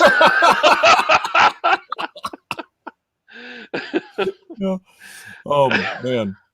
But so RJ again points out that Secret Six, talking back about Tom Blake, made him awesome again. And I have not read the pre-52 Secret Six that Simone wrote. Apparently that's really great. People talk about it all the time. I did read the entirety of the new 52 run, which is hot garbage. Every single issue is trash. Because it's all dick and vag jokes. The entire thing is nothing but dick and vag jokes. I don't remember it being that much, but I'd have to reread it. That was the one where elongated. For those of you who don't know, there's like this big hulking guy who I can't remember what name he is. This big hulking guy who's he's not their boss or Big Shot. Big Shot. Yeah, Big Shot. I guess he's a member of the team, but it's more like he's running their house while they're off on missions. He doesn't go on missions with them or anything like that. He's supposed to be this grizzled, like hard-boiled detective kind of character, right? Who can like blow up portions of his body, and make his fists really big or make his head really big, or But he's got this and then Bogart typical. Yeah, and then in typical Secret Six fashion, he's the because there's always a traitor on Secret Six. So you'd think at some point they'd stop having a traitor, but he's the traitor in this version, and it turns out he's Elongated Man who is doing someone else's bidding in order to get his wife back. And it turns out that his wife, by her absence, that he's lost his elasticity and is stuck in this monstrous form because it's like speaking to his inner turmoil or some thing like that. I don't have the whole run, so it's possible that that's in there. I just read it like a year ago. I was in back in 2018. I was in DC. I was there for a work trip, and I stopped Washington DC. And not DC Comics. Washington D.C. And I stopped into a shop and I was chatting up with a shopkeeper, and we're talking about stuff, and he's like, well, you should check out Simone's new 52 blah blah blah. And I bought the whole run. It was on a good sale, not a great sale, but a good sale. and it took me a while to actually read through it, but it was awful. It was just really bad. And like the characters aren't consistent. Even characters she created aren't written consistently issue to issue. Her understanding about the dynamic of the villains was just non-existent. It follows along the Secret Six cliches, because there are some cliches that have been in place since the 70s with that title. But it's just like it's off of rote. It's like there's a checklist. Okay, here's the checklist. Here's Mockingbird. Here's here's your trick. And it's like, and it's really, I mean, a lot of the series, and I said dick and vag jokes, but really a lot of it is just an excuse to like signal like alternative lifestyles. I do remember there's an issue that has like a big black spot on the cover, and they've had like a huge party, and Big Shot says, "Who had sex on the couch?" and they all raise their hands. And it's funny, but it's like, I don't know, it's nothing like the really good series that she wrote before, and I don't know why, considering it's the same writer and many of the same characters. You're right, it's not as good. I have more affection for it just because it brought back Ralph and Sue. And Sue looks nothing like she did before. She's got brown hair for some reason. But, you know, aside from that, I actually liked the moment where he goes to get her, and it turns out she's been kidnapped by Riddler, who has fallen in love with her. And I'm like, this is deserving of a better comic to be in, because back when I wanted to write Elongated Man as a series, I actually wanted to like have him pilfer the Riddler and be like the guy who totally appreciates the Riddler. It's like, this is so cool. He's a really good villain. I love this. Oh, he sent me a riddle. Yay. You know, that like, would have been a really fun dynamic. Yeah, Mike. and just have the Riddler be like, I'm finally appreciated by this guy. All right. So, and, you know, in a related, I wanted to do that, but... story, I used to I had a pitch floating around for a while for a Plastic Man series, and what I really wanted to do with it was to give it the James Robinson treatment, where take every published instance of Plastic Man and make that canon and tell the story of 100-year history of Plastic Man, as he's been, you know, as a mystery man in the 40s, as a government agent in the 50s, as, you know, a counterculture figure in the 60s, as a homeless bum in the 80s, and just have him come full circle into the modern era. And I thought that would be a really fun one to play with, because both he and Woozy are immortal. Yeah. And so that would be just tons of material to work with on that. But yeah, DC never returned my phone calls. So I just created. Did you ever pitch anything? Did you ever get to pitch anything to anybody? Actually, really close. When I did actually, I pitched. I had an Aquaman side series that I got some interest from them just before Rick Veitch was signed to do the Aquaman soft reboot, 2003. And the editor was like, no, we're only doing what Rick wants. We're not interested in any other related stories, but thanks. But yeah, so that was but it was because at the time, for several years, Aquaman had been, and this is a side note for those of you guys in the audience, up until Blackest Night, and then up until the Blackest Night story, but then up until I'm trying to remember the what's the one with the Sun Eater? The story. Yeah, Final Night. Final Night, yeah. Final Night, okay. Yeah. Up until, well, I'm going to start with up until oh, come on, Matthew. No, Final Night. 0 hour is when he got the hook. Yeah. But before, what we're trying to say is up until Final Night, there were only 5 comic book characters that had been in constant publication since their creation. And that was Batman, Superman, Wonder Woman, Green Arrow, and Aquaman. Had been had been in constant publication since their creation. And then Green Arrow died in Final Night, and then Aquaman died or whatever in, what was it? There was the Spectre destroyed.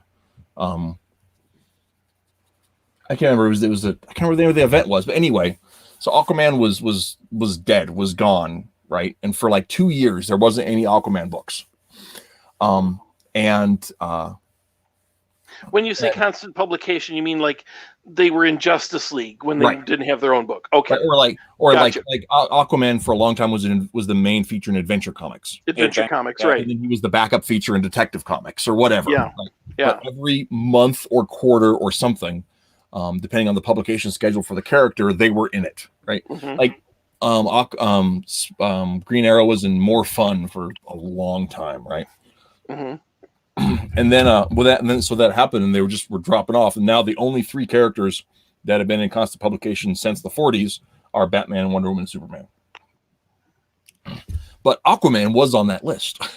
So for a time he was missing, and I thought I had this great idea to like have somebody find him, right? And so I had written this complex, like, epic story of an Atlantean kid from a forgotten outpost going and exploring all of the undersea world and meeting all the different colonies and all this kind of stuff. and having this story that would then discover the lost Aquaman.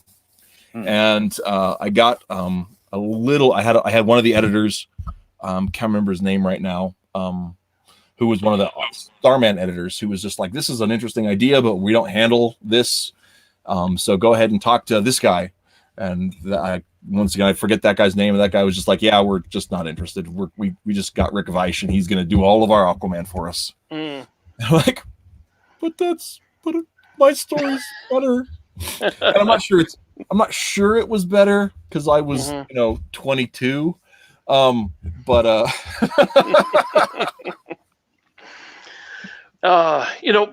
have something kind of like that. I never got to pitch it because it kind of like right around the time that I had the pitch all set to go, and I was hoping to see Dan Didio at a convention. And he likes metal men. To his credit, he likes the metal men. And I respect that. And he likes them. I think in a certain way, he and I would be in agreement on the metal men, but on little else. But they came up with a Metal Men series. For those of you who don't know it, I love the Metal Men in the 80s. I really liked their appearances in Action Comics. I thought John Byrne did a wonderful job of keeping them funny, but kind of like updating the technology. He had this explanation for how they are all made from a polymer that responds to metal. Like there's, so they're aping gold or aping platinum. There isn't really a huge ball of platinum because that would be expensive. But that's so he kind of updated the tech, and I really wish John Byrne had done Metal Men, but he didn't. But he kind of set up a mystery that there's something in the basement of their labs. And then in the one-shot miniseries, early 90s, I think it was, there's a giant robot who plunges through the entire factory and gets to the bottom floor and smashes what's in there, and it turns out to be the Metal Men's human bodies. They didn't have human bodies up till that story, which said they were just like their souls were copied onto computers. And every time Doc Magnus, one of them would blow up, and Doc Magnus would take the parts into the lab and lock the lab. What he's doing is backing them up from the humans who are still in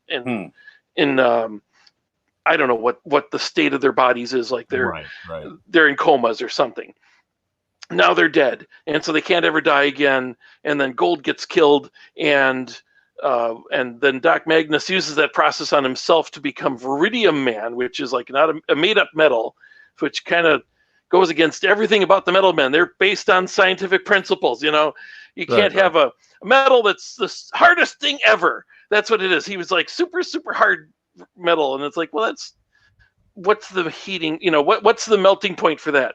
It's like, I love the old comic stories, which kind of taught you stuff and showed that you had to know science, and so I was trying to think of, and then that went nowhere. Was not a success really, but now they've done this mess, to the Metal Men, and I wanted to find a way to restore them.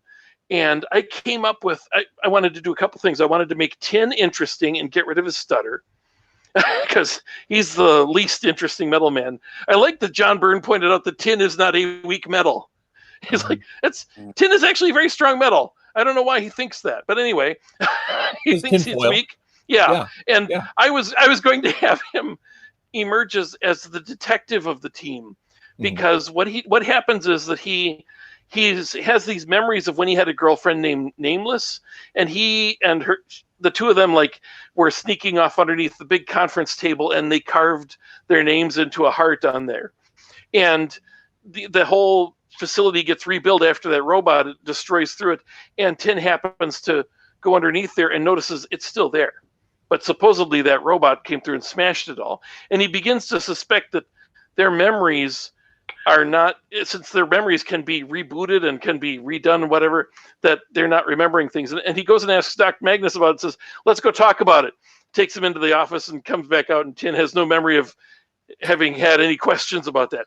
But then he goes and finds the table again, and it starts all over. And every time he sees it, it prompts this.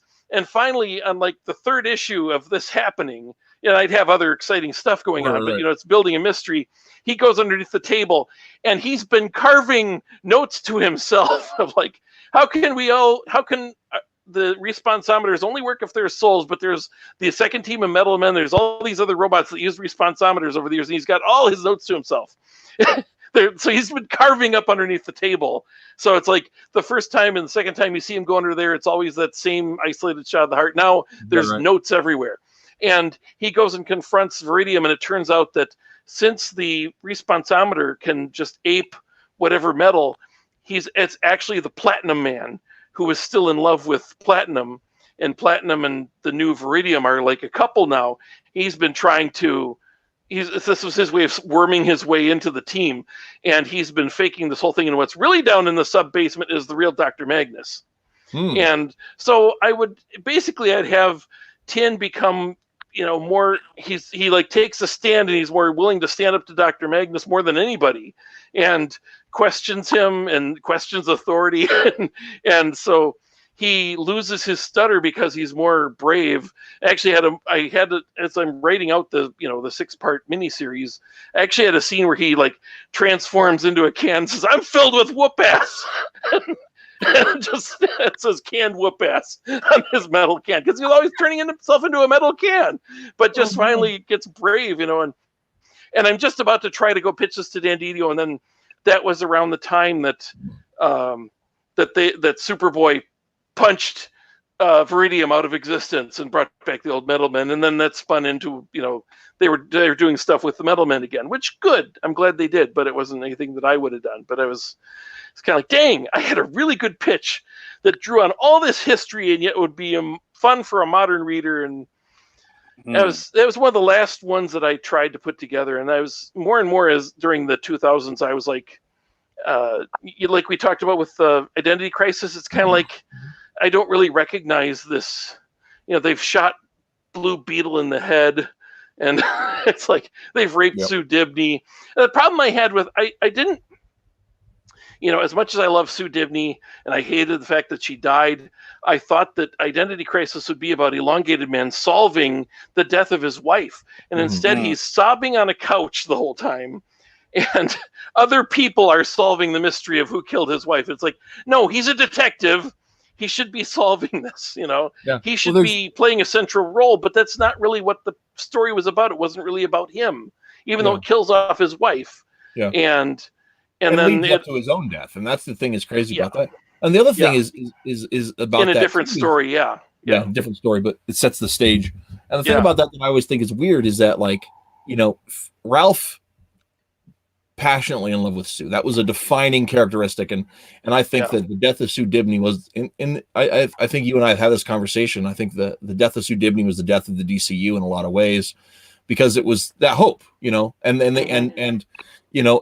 can't remember the writer's name at the minute. He's an excellent novelist. I've read several of his novels. Great stuff. And what he does with that first issue is they set up that she's pregnant, so they've killed the gold couple of the DC universe. Yeah. Symbolically killing the future. So it was one of those things where it's just like, man, what are you thinking, man? Brad Meltzer. Yeah. Brad Meltzer, yeah. And nothing, and I like as much disdain as I have for what that laid down in the story, and why editorial wasn't just like, no, imaginary story. This is imaginary story. Here, imaginary story. Why that wasn't a thing, I don't know. But if you get a chance to read his novels, they're excellent. Great thrillers, fun detective stuff. Go do it. But yeah, he still ruined it. I have to think that a lot of that was editorial. I think there was a lot of editorial meddling going on. You can kind of feel that in the shape of the book over time, especially that whole thing about how it doesn't make any sense that it is Ray Palmer's ex-wife, because she would have no idea she might know who Bruce Wayne is, although we're going back to a Silver Age that isn't really applicable anymore, where the spouses of the heroes know the other heroes' secret identities. That isn't really the way the post-crisis DCU has been. And I would expect her to know, like, Ollie's, like Dinah and Ollie, she might know on a first name basis and hang out with them. But I imagine that Batman and Superman are kind of like not in their clique. And same with something I didn't know, Ralph and Sue, one thing I found is that Sue Dibney doesn't know Barry Allen's name. She did not know. I was reading an old Flash issue, and this is like in the 320s or something. Oh, wow. And Ralph happens to mention that she does not know Barry's secret identity. She doesn't know she doesn't know Flash's secret identity is Barry Allen. It's like, really? It's like we grew up with this idea that all the spouses and they kind of like all hang out and they eat chili at Ollie's place and that kind of thing. But no, they don't. And certainly Batman is not just casually mentioning that he's Bruce Wayne to the Adams spouse, and and then when Tim Drake came along was like 1991, somewhere around there, maybe 89. A Lonely Place for Dying. So that I think it was It might have been the very tail end of the 80s, but years after they broke up and divorced, she would have no association with Tim Drake. And I think Brad Meltzer mentioned, somebody mentioned Tim Drake's name during the funeral, and she caught that. And it's like, no. Tim Drake didn't even tell his Young Justice co-stars his real name. He used his Alvin Draper ID. I mean, he doesn't even tell them that he's Tim Drake. He's not just casually mentioning, I'm Tim Drake, or something like that, or having somebody address him by his full name at the thing. So not anymore. What's that? I don't know what the latest is that's happened. I'm sorry. In the new series that Bendis is doing, his new superhero identity is simply Drake. Ugh. Isn't that? They did that with Grayson too. Isn't that awful? See, with Grayson as a book title, it kind of makes sense because he's actually Agent blah blah blah blah 49 or whatever the hell it is, right? So Grayson, I didn't read it. I didn't read any of it. Well, Grayson's just in it. Dick is dead. Right, he's officially dead, and so he's undercover as a spy for the Spiral Agency, which is kind of like, what's the bad guys in Man from Uncle Thrush? So it's kind of like Thrush, but not.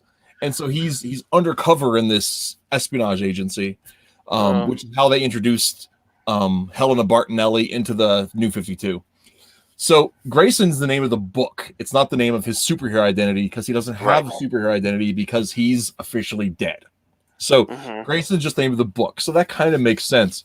But in Drake, he's like got a brown like outfit now. So he's duck themed, I guess. Wow. It's so bad. It's so bad.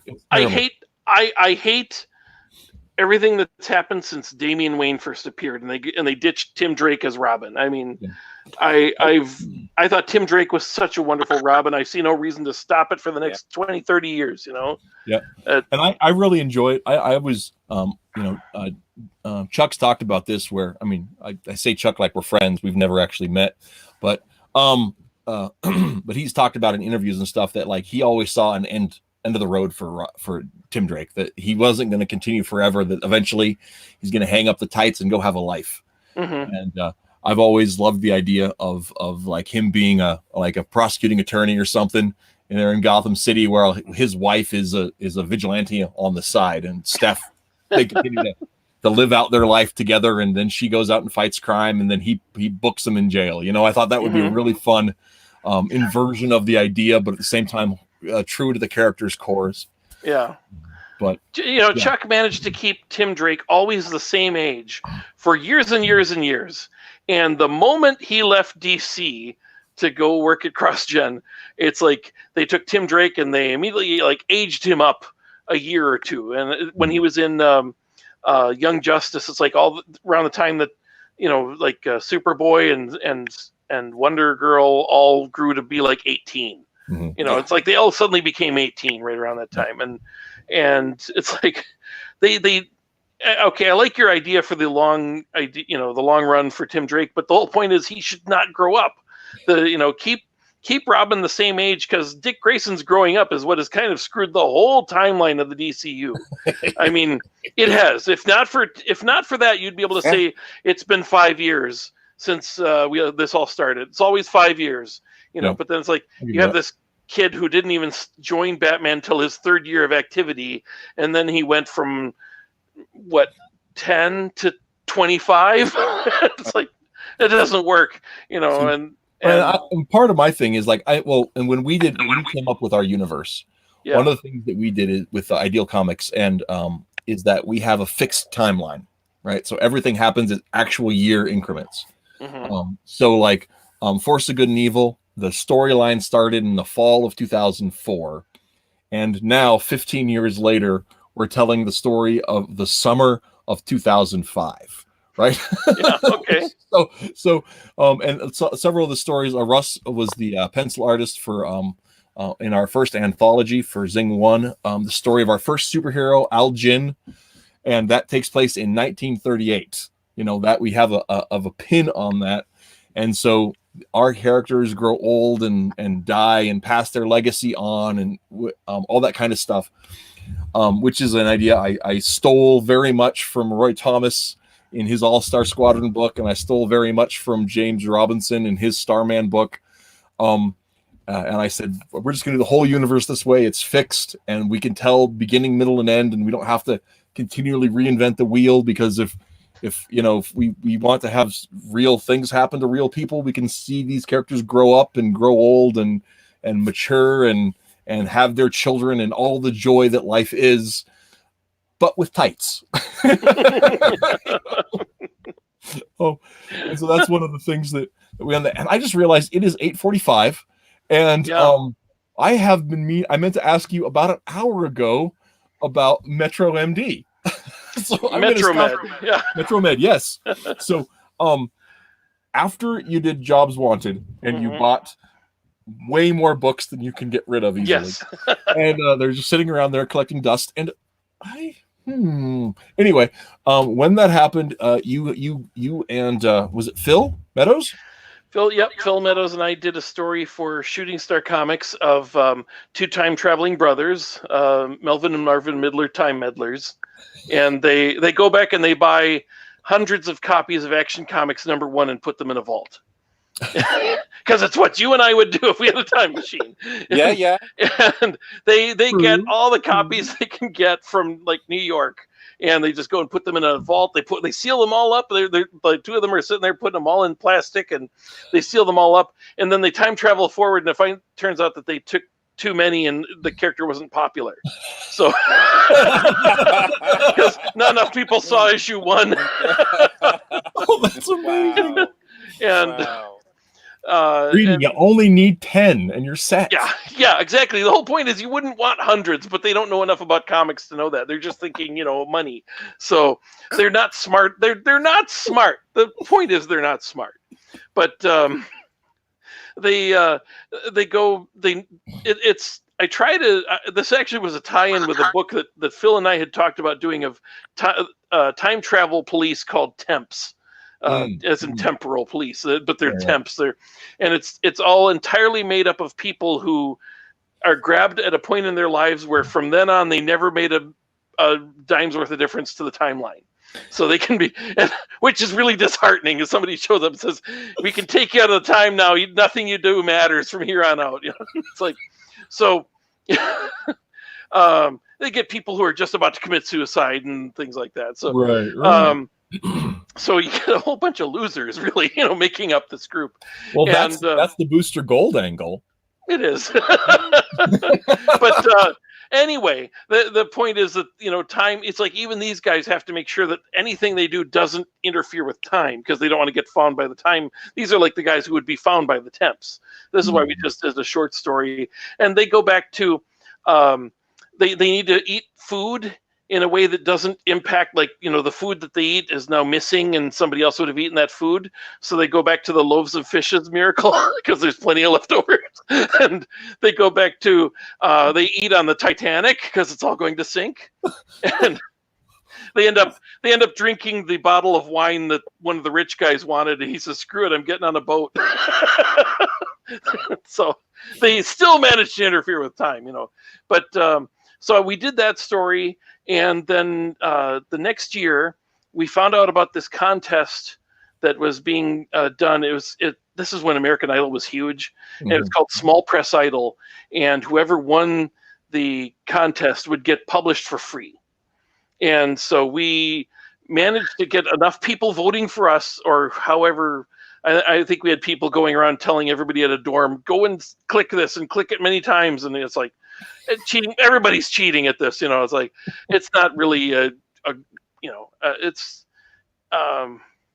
it's a fair contest. And that was hosted by the who has enough friends that they can call in, Right. What's that?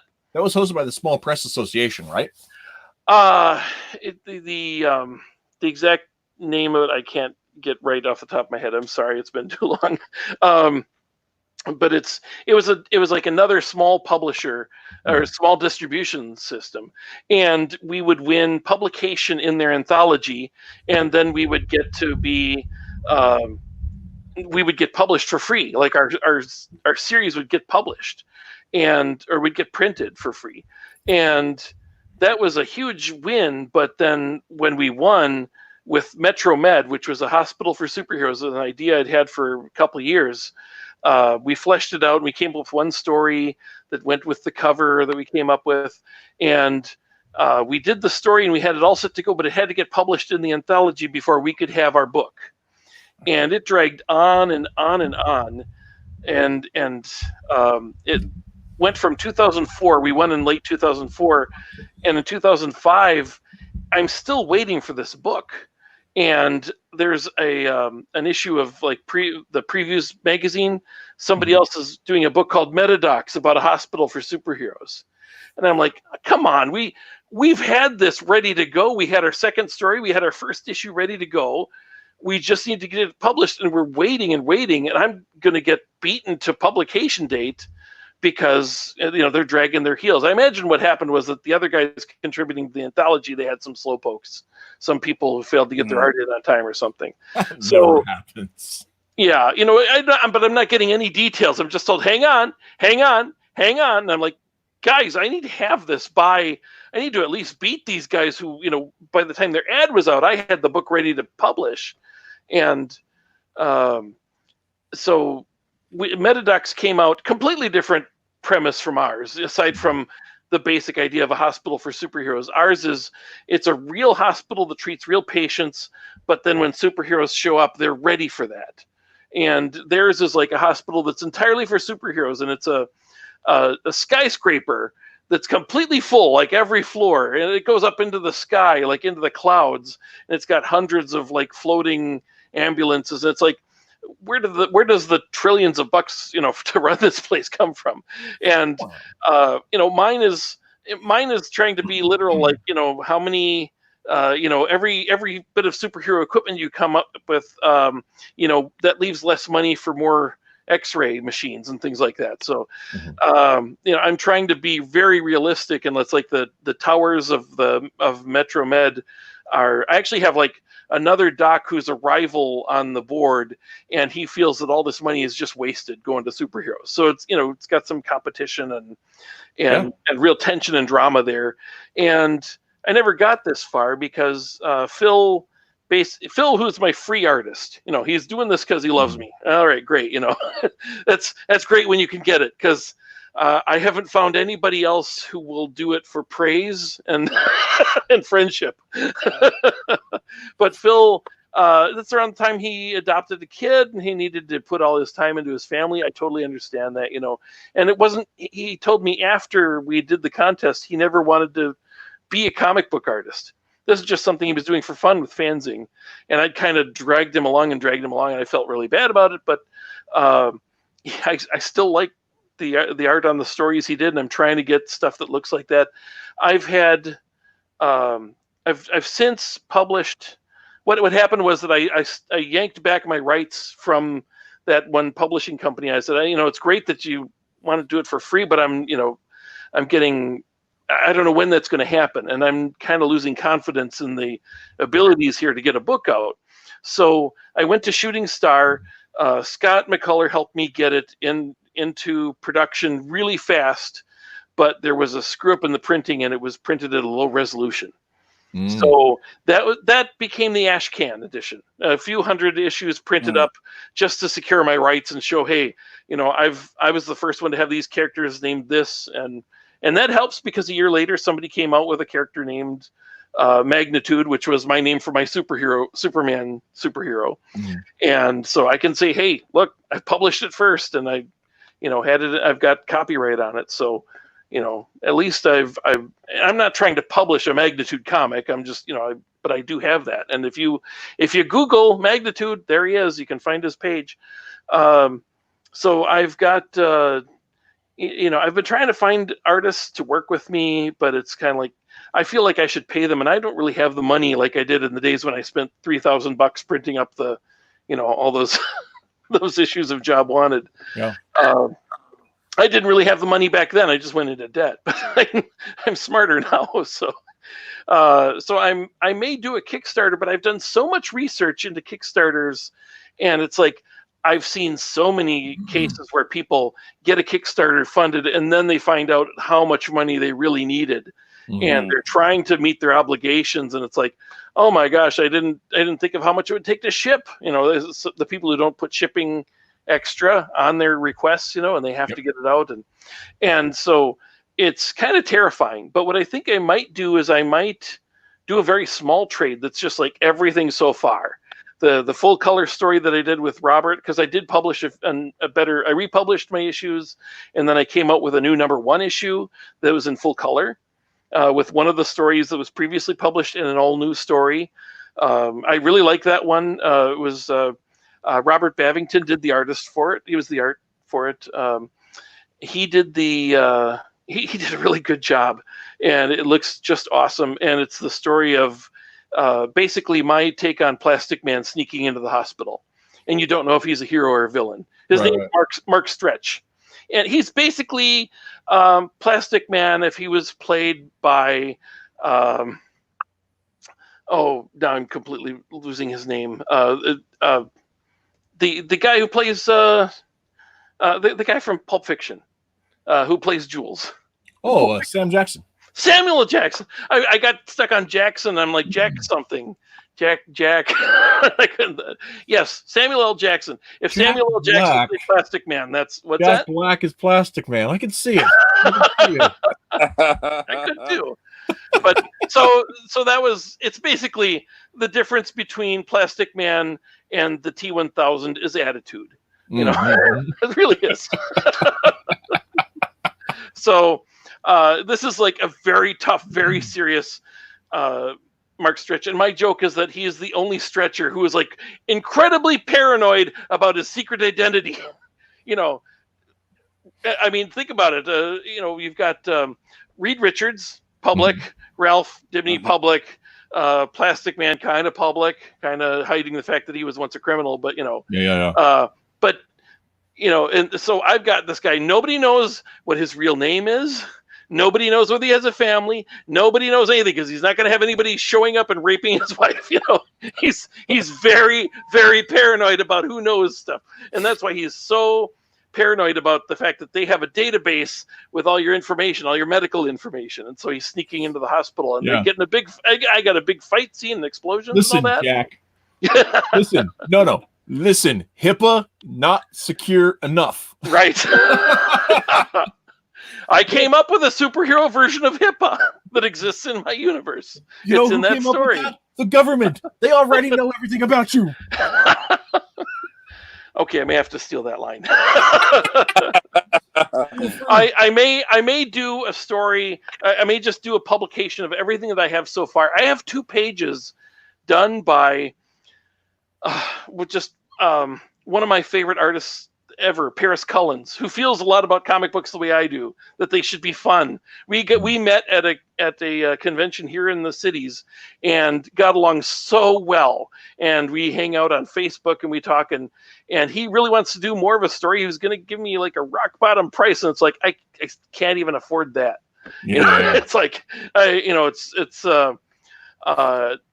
it's just I can't. But I did pay for 2 pages, just like a preview of what's coming, and I got to get those like colored, and then I'd have a color book. So I may publish just a small color book, just to dip my toes into Kickstarter and see if that would work. Yeah, we did an Indiegogo campaign for one of our properties this last summer, And we raised a few $100s, enough to cover our printing costs, but we have one of our pencil artists has run into some personal life problems, and it was a collaboration, right? So it was we raised just enough to cover the printing if nobody gets paid.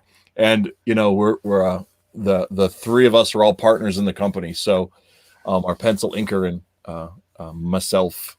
And so, but our pencilers ran into some stuff, so he's trugging along, but not at the rate I would like. But I've got some other folks that are working on collaborations on projects as it goes. But man, I know what it's like. And one of the things that's great that's happened since you did all of that, is the cost of printing has gone down because there's so many digital print houses. Yeah. But they'll all be covered in coronavirus because they're coming from China. Well, actually, our books, our first batch of books were printed by a company in Florida, Kablam. I think they're Florida. Yeah, I used Kablam. Yeah, and they're good stuff. I really like their stuff. The other side of it is right now we've used Greco Printing, our Comics Express, and they're out of Michigan.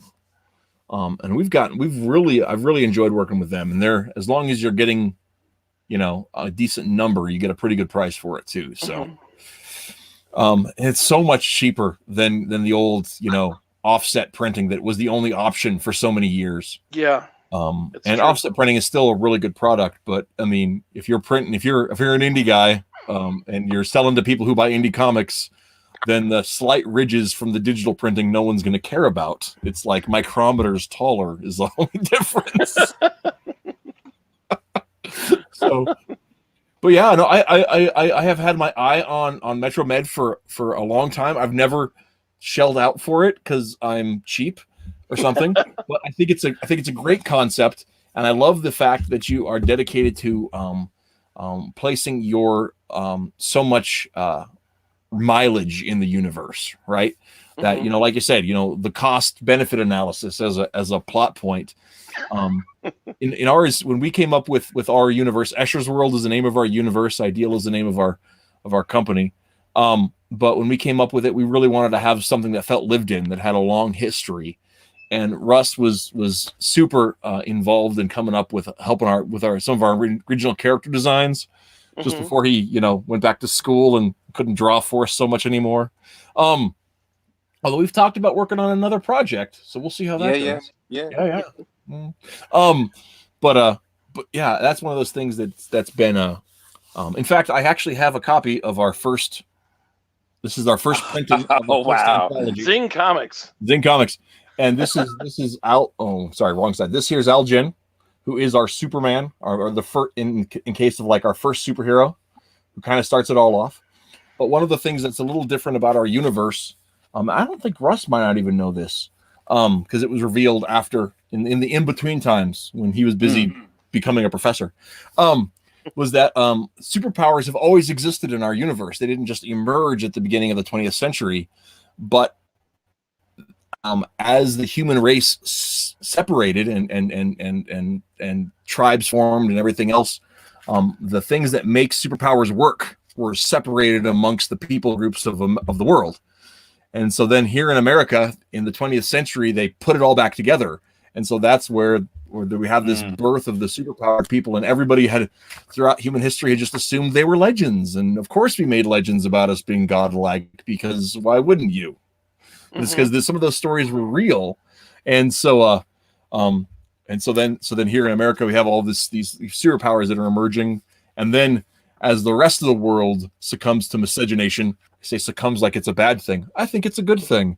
Then superpowers start showing up around the world too, as we become a worldwide melting pot, and then there's all sorts of weird international politics that goes on with that, and the superheroes intervene in World War II, and so from like 1943 on, it's a significantly different alternate history, and we're working with, because World War II stopped in 43 instead of 45, and that changes everything. And so that was been something that we've We've had little stories. We've had 2 printed anthologies. We've had a bunch of ash cans we've sold at little cons and stuff. And of course, we've got our webcomic Forces that's been going on for a long time. And that is the story of 2 kids, Chad and Greg. And Chad's kind of a bully, and Greg's kind of a nerd. And their junior year, they take an aptitude test, and they end up being sent. Chad gets sent to superhero high school, and Greg gets sent to supervillain high school. And so it's a fish out of water teen dramedy as they meet new friends and they meet new classmates, and they try to rectify their heads around their new station in life. And the government and what kind of a government has sent them to superhero or supervillain school, and why is there a supervillain school? Yeah. And so those are subtextual issues that we'll be addressing as we move along with that story. But yeah, we've got to just that's part of the reason I haven't done any recent pitches to DC is or anywhere else is just because managing a universe is a life-consuming event. I'm at a point that if DC Comics called me excited and said, "Hey, who do you want to write tomorrow?" I wouldn't know what to write in this new universe that they have. The characters that I really love, I don't really recognize, and it's like all the history is gone. I love, like how my Metal Men story is like, rich with all the history of Nameless and the other robots they fought and all that sort of stuff. And it's like you throw that all out and start over from scratch. Okay, it can be fun. You can reintroduce some stuff in a new modern way, but it's like you lose all the history of, and that's especially with the Justice League. It's like, it's weird if I don't know how these characters interact with each other anymore, what the friendships are and that sort of stuff. And so I don't know, aside from if they gave me Captain Carrot and I could do whatever I wanted with it. Something like that's completely irrelevant to the rest of the universe. I feel exactly the same way too, where I mean, like for a while I kept a file of things where it's just like, okay, they're not fully fleshed out ideas, but if I end up going to to Denver Comic-Con and editors are going to be there, what do I want to bring with me? What do I want to showcase? Because you'd like to play in the big show, right? Yeah. But at this point, I mean, when they launched the New 52, I just sort of noped out from a lot of comics. I've gone back and read some of the stuff and been fairly unimpressed. But the other thing is that, like, my universe is my favorite. So I don't have. I know what the timelines. I know the deep lore. I actually will be coming up in the next probably 6 months. I'll be making a pretty big announcement because we've added a big chunk to the lore that I think is going to excite certain people. But we'll have to go with that. It's going to be. I'm right now working on a story, finishing up the script. I've got some art that's already done for it called "I've Been to Hell," which is a spin-off from Forces that we're going to be crowdfunding hopefully this summer. And it involves Chad and Greg and their friend Demon Priest going to visit Demon Priest's grandfather in hell, and wackiness ensues. So it's a little bit of fun, a little bit of supernatural drama. And the art team on there is Rolf, who's been doing our Forces for a while. And then he's doing pencil art. And then my son, Taliesin, who is a remarkably good cartoonist for being 16. In fact, I'm going to load up one of his things to show off here. He's good for anyone. He's remarkable for being 16. And so he's doing the inks and finishes on it. And I'm really looking forward to showing that off. But what I'm going to load up here quick to show you guys and the 2 people who are still watching. So thank you guys for hanging on. We had a bunch of people, but I think I scared them away about 10 minutes ago. So, but let me see here. Oh, I wanted to. Oh, no, go ahead while I'm looking up. Go ahead. While you're looking for that, do you remember Convergence a few years ago? I think it was like right before the New 52. They did a thing called Convergence, which was Brainiac assembles, like, he's captured cities from various universes. Oh yeah. So it's basically all the alternate timeline stuff, So you have the Kingdom Come Superman and fighting the Superman from the old pre-reboot universe where Superman and Lois have like had a kid, and that actually like played, like people love that so much that they actually altered the universe, you know, to keep that in the New 52. But this, it had all the past stories. It's like it actually had Captain Carrot fighting Harley Quinn and things like that. But Brainiac is like saying, okay, you guys have to fight you guys, and whoever loses, I will destroy their city and their planet, or some. I think that was the thing. I read the whole thing. I never actually saw him destroy any planets as the punishment. I'm not sure if he was getting to that, like at the end, like he waits till the end and then he destroys them all, or what. I don't know, but I get that it's basically, you know, this is your motivation for let's you and him fight, you know, which is what he wants. But I throughout the whole thing, I'm like, Superman never says, you know, it's not enough to save our universe. I won't have another universe die to save ours. You know, it's like somebody needs to be raising the moral point that we're not just going to fight. You know, it's like we need to figure a way out of this. And you know, you never see Superman and Batman talking about that. They just go on ahead and go and fight. You know, like they're dogs in a dog fighting pit. You know, and that's all they do. And it's like I kept waiting for the characters to show up. You know, for the characterization to be there, and it just wasn't there. So, oh, look at that. Yep. So this is this is my son Tolly. He did pencils and inks on this. We're doing a little strip for our patrons. That's going to be the adventures of a rabbit superhero named Grabbit. And this is the first one. It's not all the way done obviously yet. It's going to be colored and everything, and it's got its little jokes written in there. But yeah, does he have the word angry written on his neck? Yes. This is Angry Todd. Is that a tattoo or? Yeah, it's a tattoo. Okay. This is Grabbit, our rabbit superhero, and this is Angry Todd. And Angry Todd is another hero, and from one of our big cities. So, so it'll be the full thing will be exclusive to our patrons. Well, actually, probably that one we'll probably throw around so people can look at it and try to lure more patrons in. but yeah. So that's one of the things that I'm working on. There's that little thing, but is that I want to show off Tolly Essen's art because he's really fun. I love his stuff, and it's going to go really well with I've Been to Hell, man. That story is going to be awesome, and it's fun too. The title is from an old Breton tune. So hey, Tony Sizzle has showed up. Now that guy can draw. I don't know if you guys are familiar with Tony Sizzle. He's on Twitter a bunch, but man, he can draw like you would not believe. He's got some good stuff. But yeah, and appreciate that. But yeah, so that's some of the stuff that I've been up to, and I definitely, Michael, I want to see more. I need to find that extra cash to throw some at you.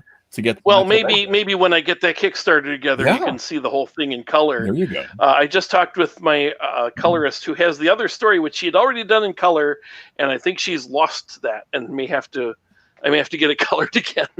But yeah, she did it in color originally, and then did black and white versions of it for the black and white printing. And then when I went to do a color version, that printer that you talked about, what was the name again? Greco is the print house, but no,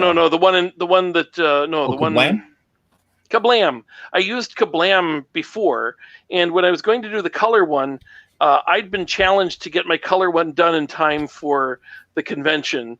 I should not have made that the priority because I found out only afterwards, after the printing was done, that I could have paid half as much if I had not been in a rush. They didn't tell me that because I told them right up front I was in a rush. So they just said, okay, this is what it'll be. And I was like, that's not a bad price. But it would have been half of that if I'd been willing to wait another week. Oh, wow. So, yeah. It was just a completely fake deadline. I didn't have to have it done in time for SpringCon, but I was trying to show Eric, yes, if challenged, I can meet that deadline. I can be there. So I had this color story. I'm getting it done at the last minute. And just as I'm about to go to print, I realized if I don't use Kablam, I don't have anything for the back cover because I was going to do that thing where they put an ad on the back and then, charge less. And so I don't have a back cover, and I've got to put it out in a day. and I'm bemoaning this on Facebook. And this guy named Kevin Kobasic, I don't know how we became friends. I think it's one of those friends of friends, because I like all these comic book guys, and he likes all these comic book guys, and we became friends. And he would weigh in every now and then. We talk politics a lot. We're on opposite sides completely, but he's really nice other than that. And so we're talking, and I'm bemoaning this, and he's like, I'll do something for you. And I'm like, you're an artist? I didn't even know him that well. And he's like, yeah. And I go check out what he's done. He's like, he did stuff in the 90s. He did like Magnus Robot Fighter and other stuff, and just here and there type of, fill-in issues and things like that.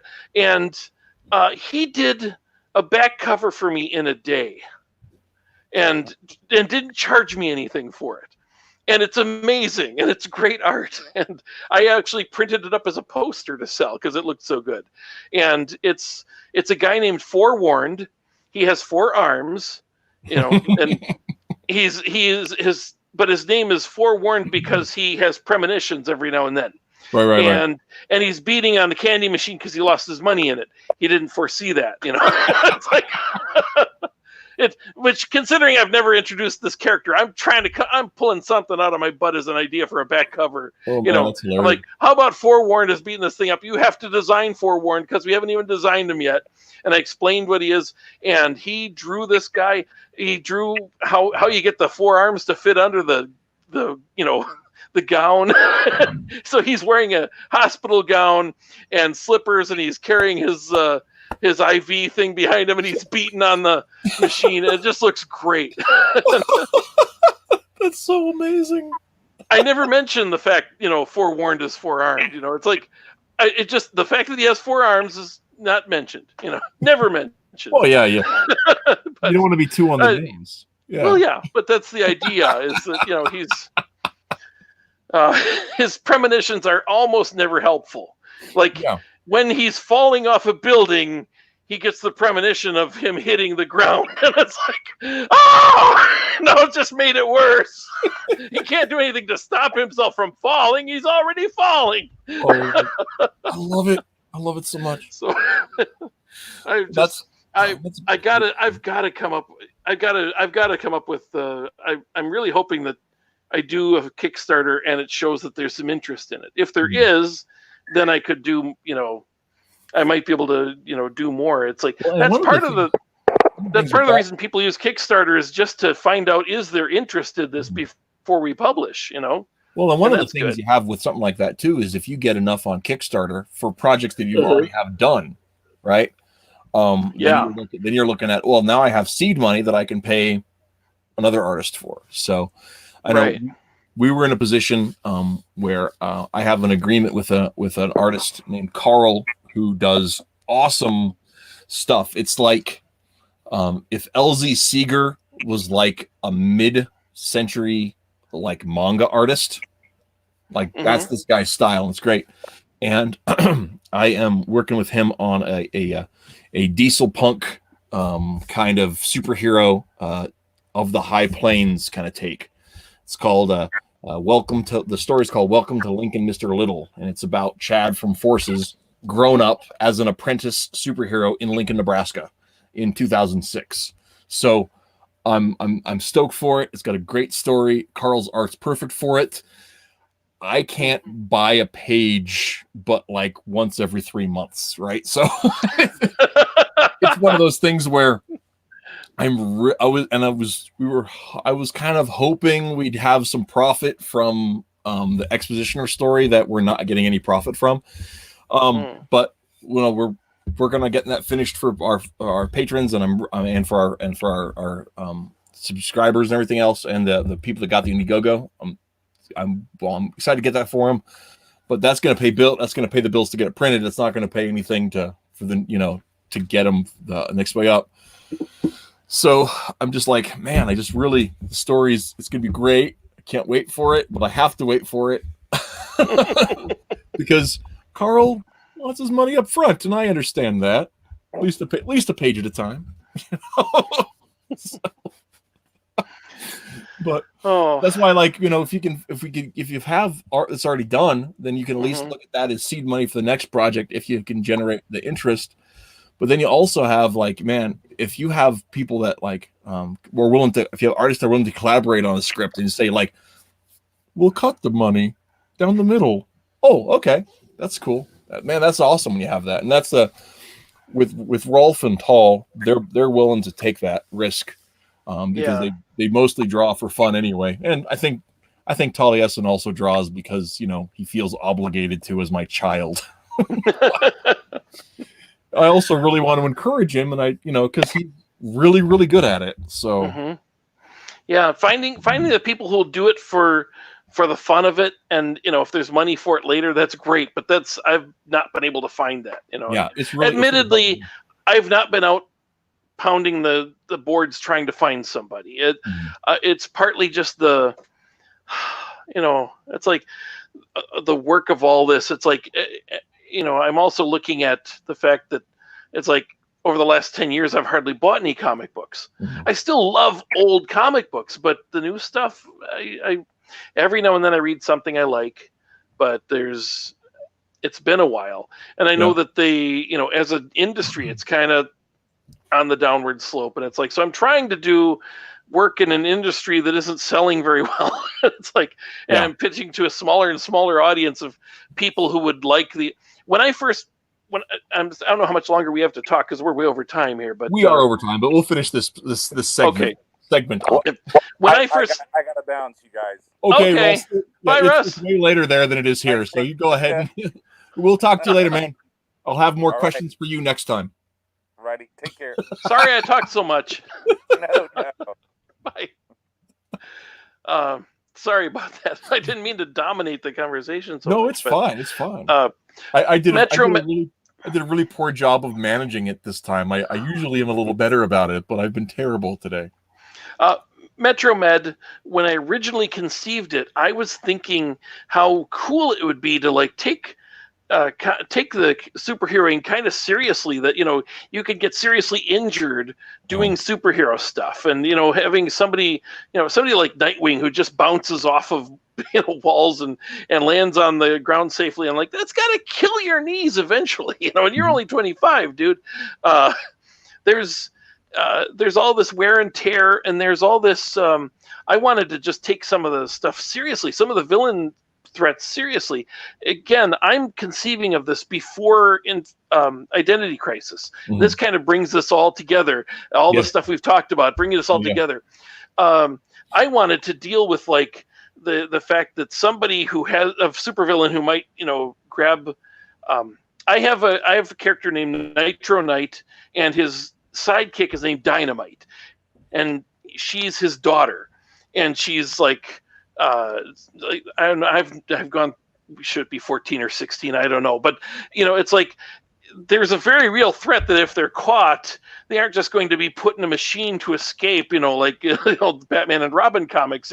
What's a villain going to do if he catches a 16-year-old gal in a outfit that's all sexy? It's like there's a real chance. These guys are scuzzballs, and it's like she could be like really fearing that she's going to be raped or something. And I had like like a counseling thing where it's like this is a side of society that wasn't addressed in comics, yes, and so it is shocking.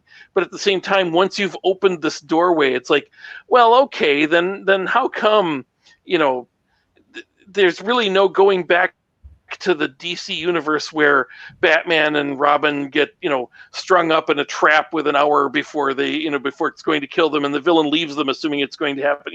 All that old stuff. It's like you're never going to get back to that, because it's more likely it's like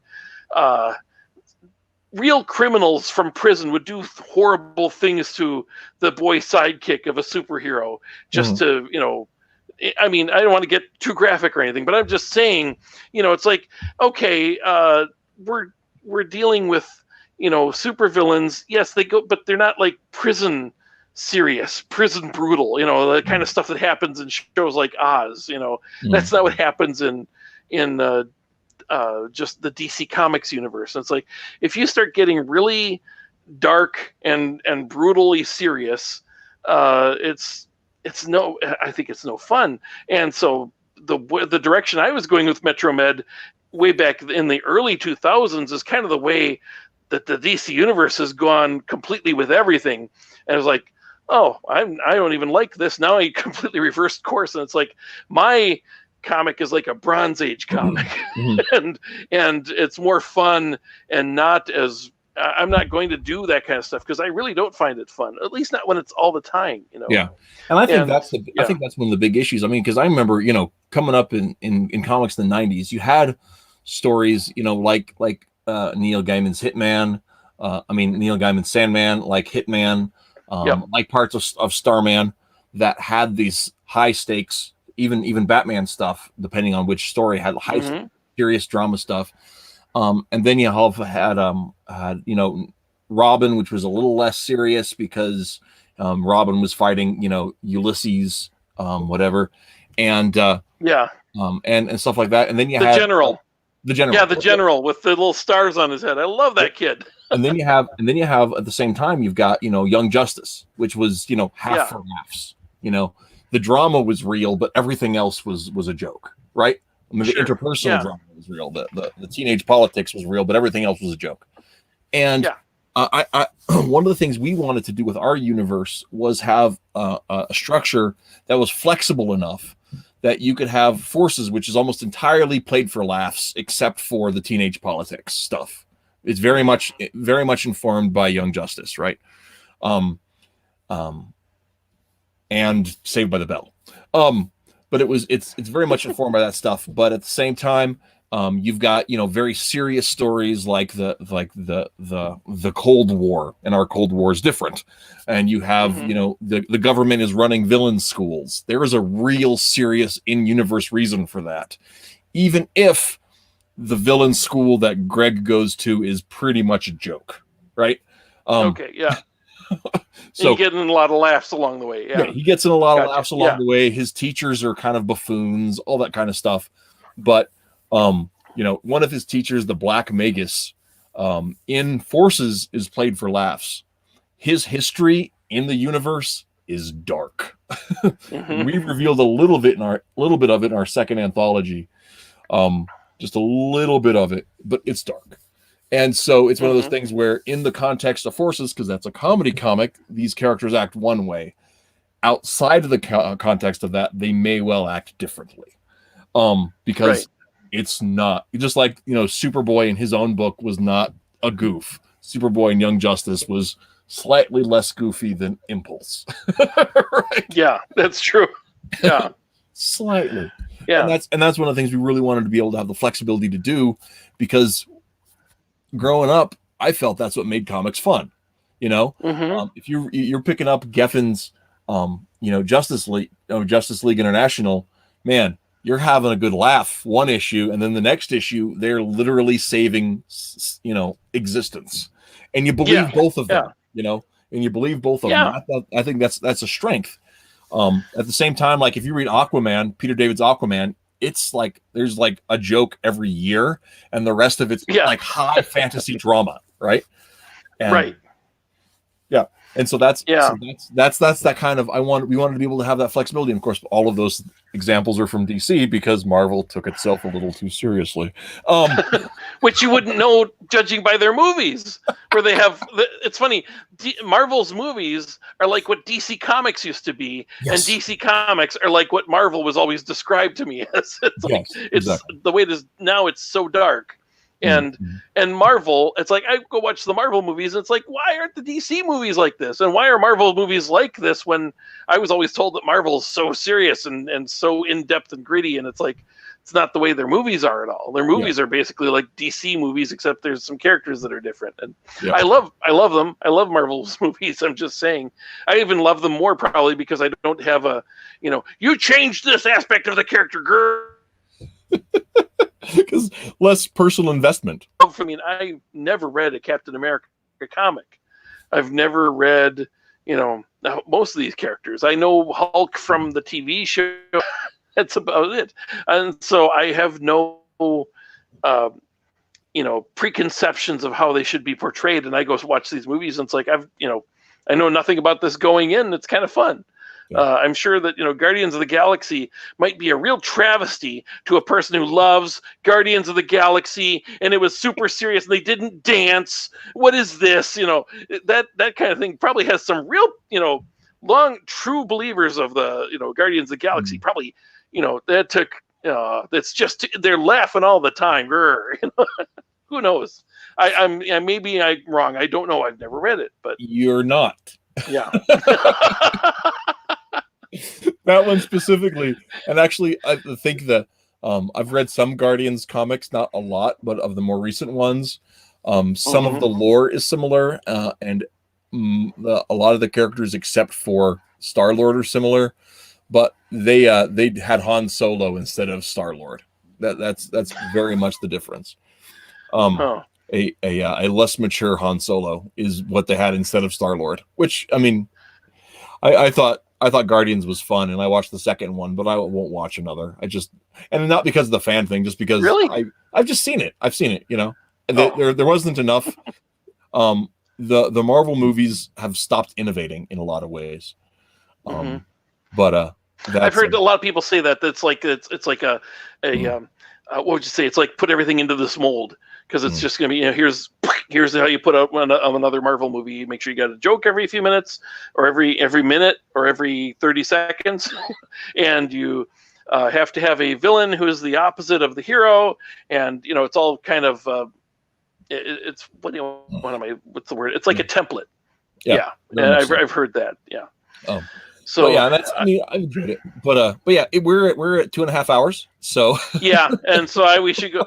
Can I say I'd love to come back and talk some more? Yeah, this has been a lot of fun, man. So if you could stand having me back. Yeah, we've kept contact since the Fanzing days, but yeah, I had been meaning to ask you to come on the show. I've been doing it about 1.5 years, and I've been meaning to ask you to come on, and I was just like, I don't know, we're not that close. That might be weird out of nowhere. Haven't really talked to me. Yeah. Well, yeah. I just decided. You know what? What the hell? We're gonna pull the trigger and invite Mike on, because I've been meaning to ask him. I just was like waiting for the right time, and I decided that was a month ago. So. All right. Let's talk DC movies next time or something. There you go. That'd be fun. That actually just sound like a good theme. So, everybody who is watching, I do want to thank you guys for hanging out. Spread the word on MetroMed. On Twitter earlier, I posted the link to the trailer video, which is super fun. You can follow him on Facebook. You can follow him on Twitter. You can follow him. I guess there's a YouTube channel too, so you can do that. Keep an eye out also for Russ, who was just laughing most of the night. He couldn't hardly get a word in edgewise. Sorry about that. But Russ and I are working on a collabing on an underground project that is going to be kind of fun, and we're excited to see how that all goes around. The other thing I wanted to go ahead and talk about is next week's show. We're having 6-Scale Combat, talking about the Napalm Brothers and the Vietnam War. I'm very excited to have that on. And Doug TeNapel is going to be here talking about Bigfoot Bill 2. And I'm really surprised he's coming on my show, but he said he wanted to. So I will have him on. So that's next week. Doug's in first hour, and we'll probably leave early, and 6th is coming sometime after that. I'm not sure when. So yeah, I'm very excited about that. So and Tim, I forget his last name, who did Column, is coming the week after that. But so that's my schedule. Shout out to Tony Sizzle and Ezra and everybody else for hanging on the whole time. Yeah, Thank you. Yeah, really appreciate that for coming on there. And yeah, Tony is, like I said, if you're not already following Tony's art, you're losing out. Okay. Not just buttering him up to someday have him on the show either. So I'm gonna look him up. Yeah, for sure, man. Anyway, we're gonna wrap it at 2:32. You guys have a great night and keep reading comics.